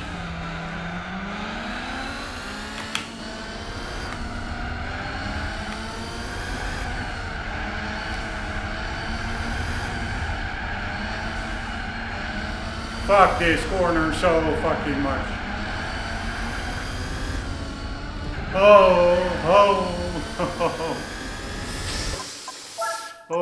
Hitting those inside corners and outside corners. It is really, I want to rip this steering wheel off its housing and throw it through the window. Seriously. There are few games that can get me so worked up. It's still my favorite game, but god motherfucking damn. At least favorite Gran Turismo game.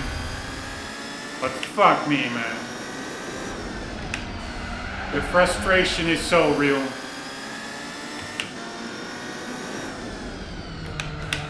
Why would I suddenly overshoot this corner? I'm braking more or less at the exact same point I did before.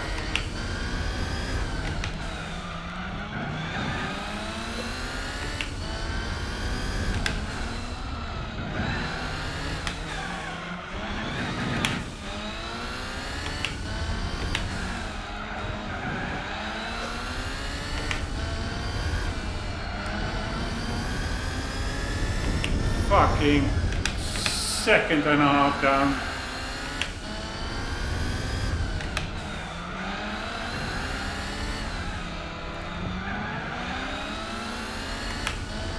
And here we go again. He somehow has magical grip. Well, I do not. It's so fucking annoying.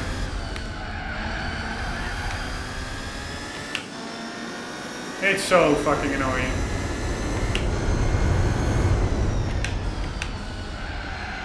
Too late steering in.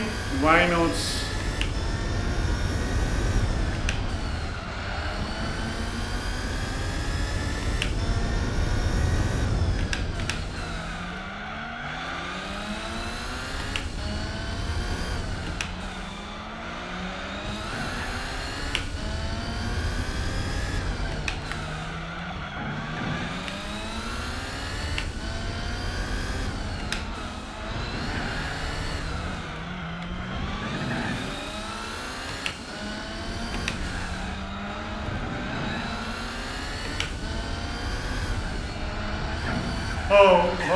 Oh, a little gutter. I didn't even hit the right inside corner. There was like this little gutter unsettled the car, and then it torpedoed me into the left side barrier. It is the...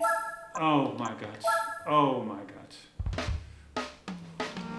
I mean, Grand Canyon was annoying, but there at least I enjoyed somewhat the track. These are just mindless right, left corners. Fuck me.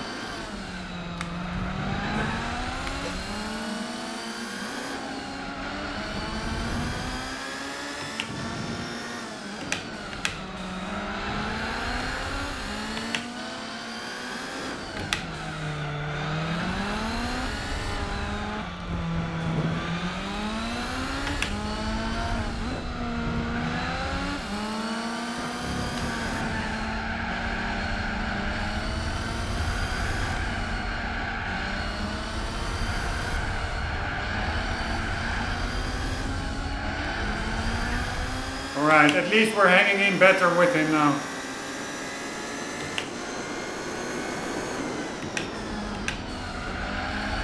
Why am I totally forgetting to steer in?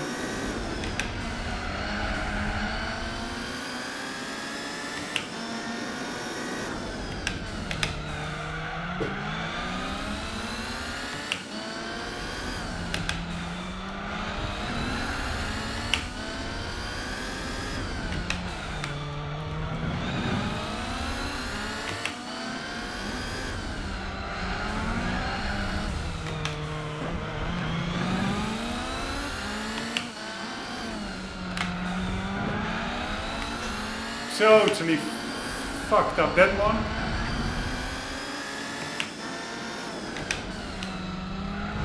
Oh.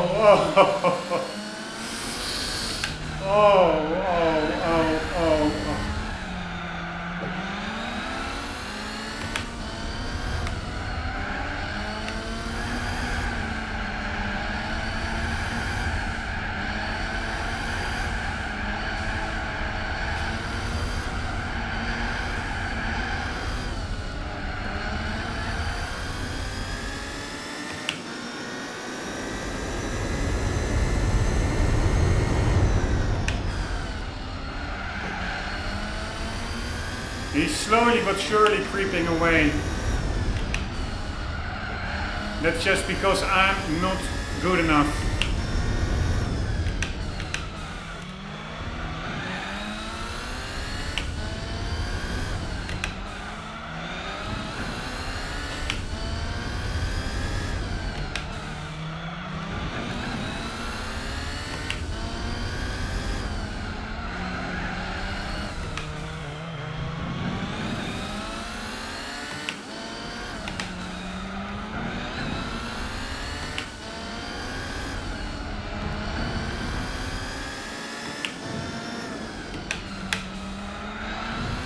Oh, oh, oh. Oh, oh, oh, oh, oh.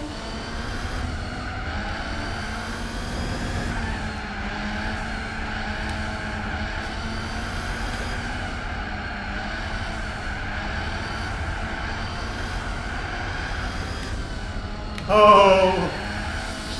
Oh, fuck that fucking corner, man.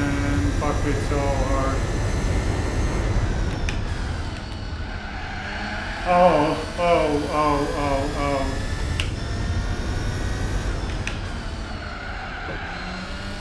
oh. Alright, I'm just losing my focus and he's getting away. You need to be in front quicker.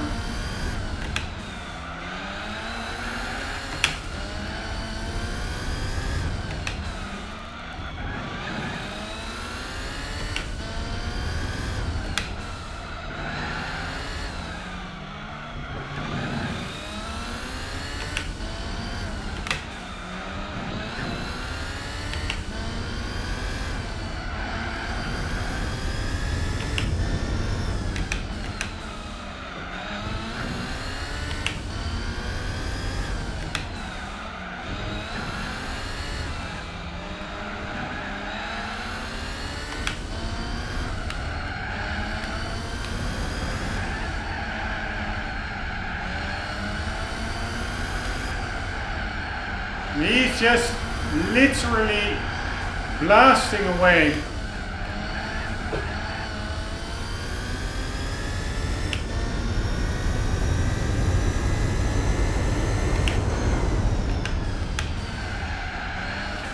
Right, fuck it. I need to get in front after that first lap. If I'm not in front after the first lap, I will start out.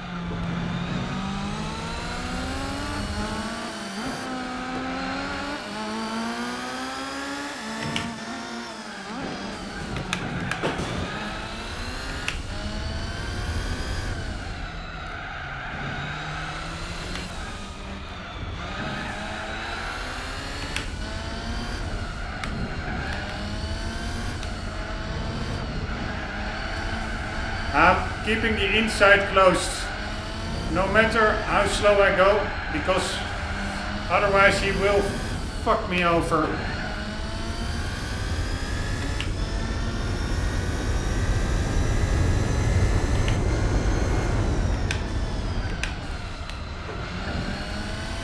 Right, now it's only a matter of keeping him behind me. Oh, oh, oh. Oh, oh, oh. Oh. I do have a learning moment. In the middle streets where I got him, the penalty rules are not as strict because we did bump into each other a couple of times and I didn't get a penalty. But fuck this race so hard. Fuck this race so hard, man. Fuck it so hard. Fuck this car.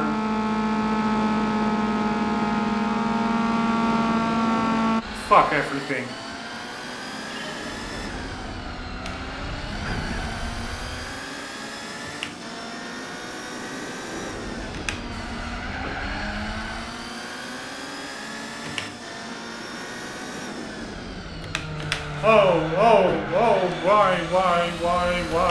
Why?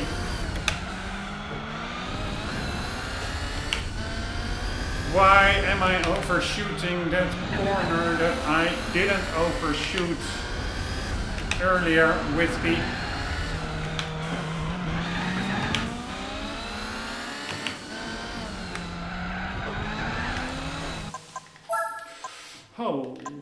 Sometimes you overshoot a corner when you're fucking doing the exact same thing as you did before and you didn't overshoot it. It is just magic.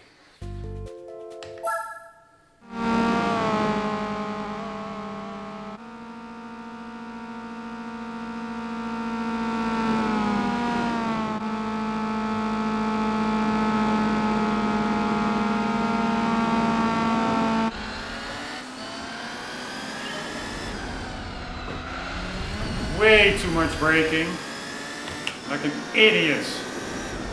Idiot from the hoods. Here, this is that corner. I'm braking at the exact same moment, and sometimes I'm overshooting it. Other times I'm not. This probably has to do with the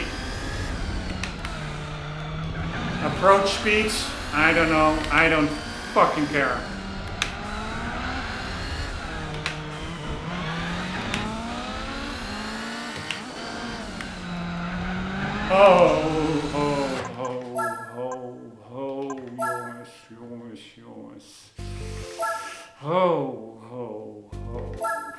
Jongens.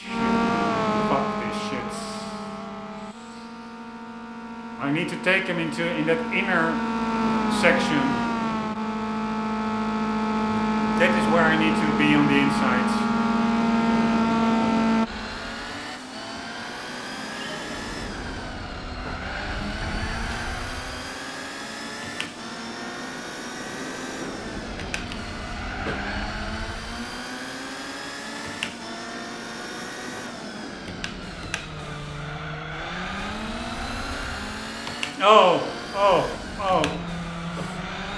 The feeling of hitting these walls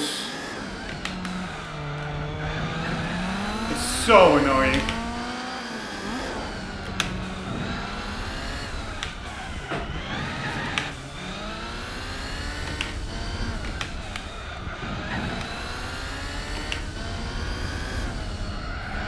Alright, now it's just a matter of keeping the inside closed.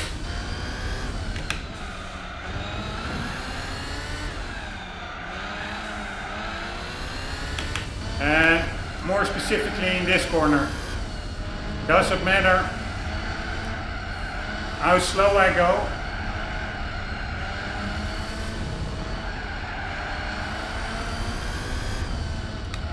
It's all about keeping the inside closed.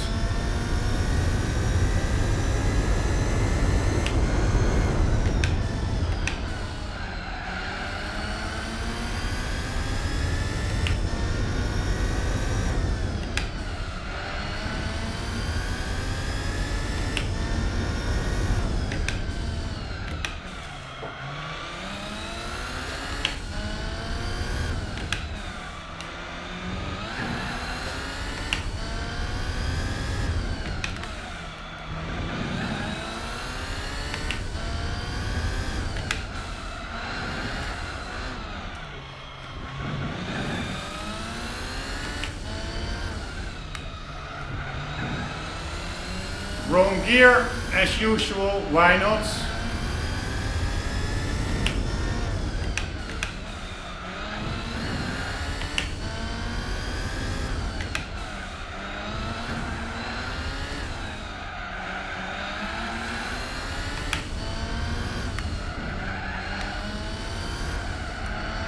And again, I need to stay on the inside.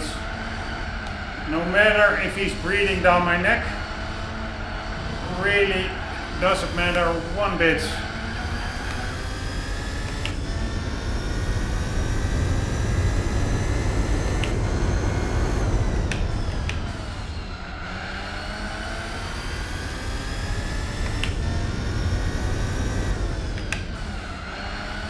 Way too much braking, I don't care.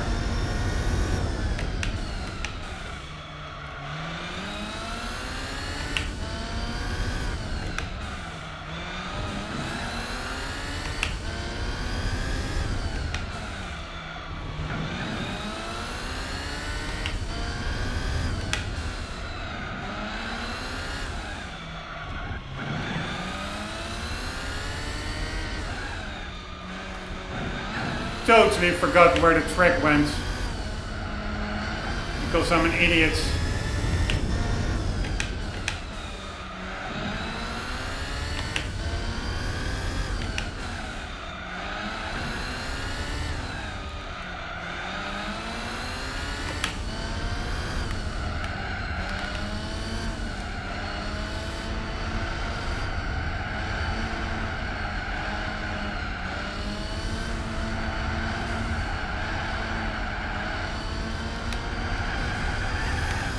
Oh my god. Oh my god. Stupid mistakes I'm making. Somehow there's some rubber banding going on. Again, way too much braking. Alright, focus my man. I really need to keep track of where I'm at on the course. But somehow, don't ask me why, but he's not really gaining that much.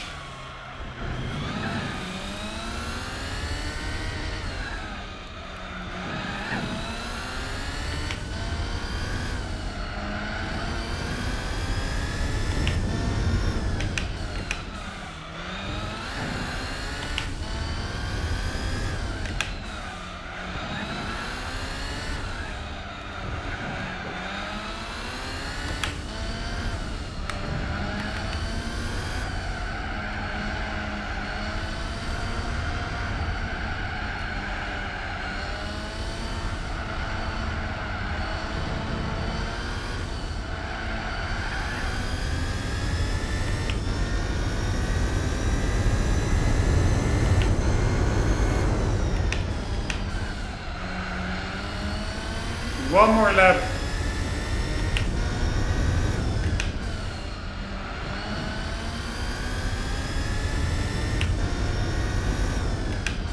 No, no, such a fucking idiot. I'm totally confused where I was.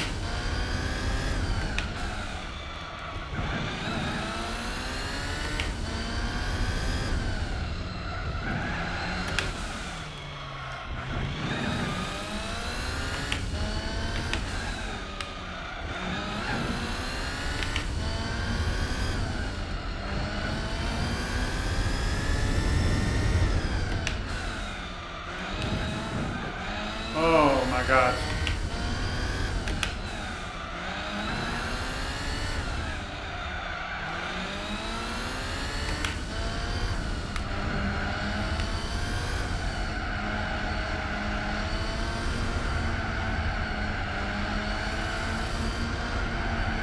No.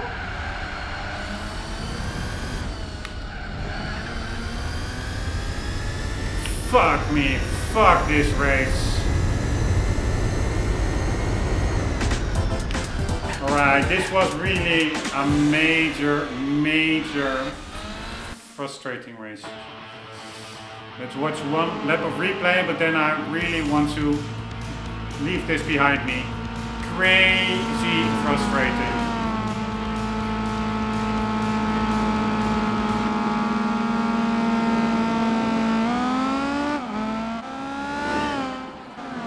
It really is all about getting first place as soon as possible, otherwise he slowly but surely creeps away.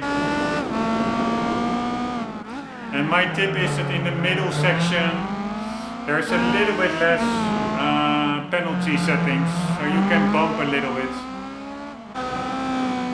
What normally would get you a 5-second penalty, like over here. Normally even nudging a car would yield you a penalty.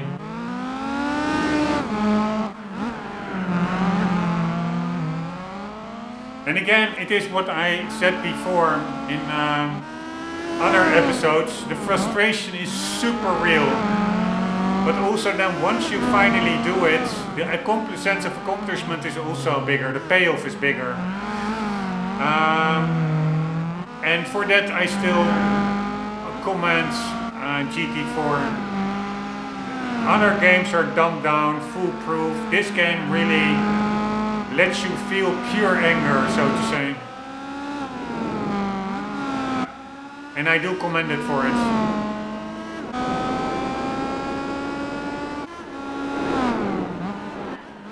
Alright, but that was it. I've totally had it with that one. Let's hope we get a cool reward card.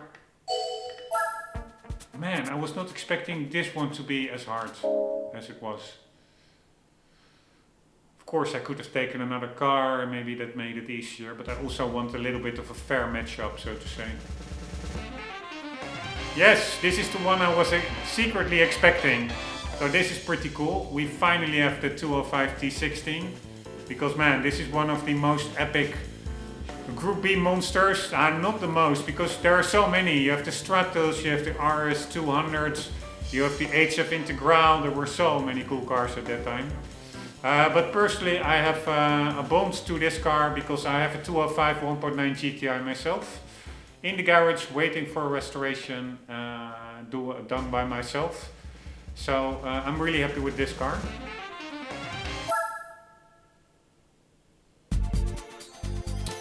And then in the next episodes we will be tackling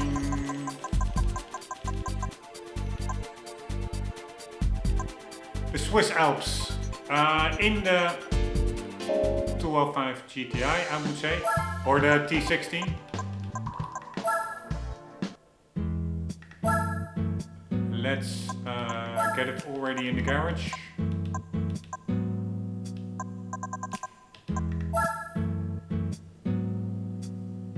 How much is it worth? Also only 265. But man, look at it. Look at the rear tires, the width of it. For such a small little 205. Pretty damn epic. Don't really like the rims. But for the rest, it is pure epicness, this car. Anywho, that will be driven in the Swiss Alps. In the next episode, guys, sorry for my ranting and raving. It's just by this time part of the playthrough. Sometimes it's just so flipping frustrating that I cannot help myself. I do, for the record, say I never threw or broke anything in any gaming session ever, and I've been gaming for decades. So that is, yeah, it's a lot of barking and no biting, so to say. But I can understand that the barking can also be a little bit annoying. But yeah, it's just part of the game. Hope you still enjoyed it somewhat. I will just make a note in the description where the win run is, so people do not need to sit through like 20 episodes of or 50 attempts, failed attempts. So hope you still enjoyed it somewhat, and to see you in the next episode. And for the meantime, don't forget, never forget to always do, you yourself as well, always do Keep on gaming. See you later.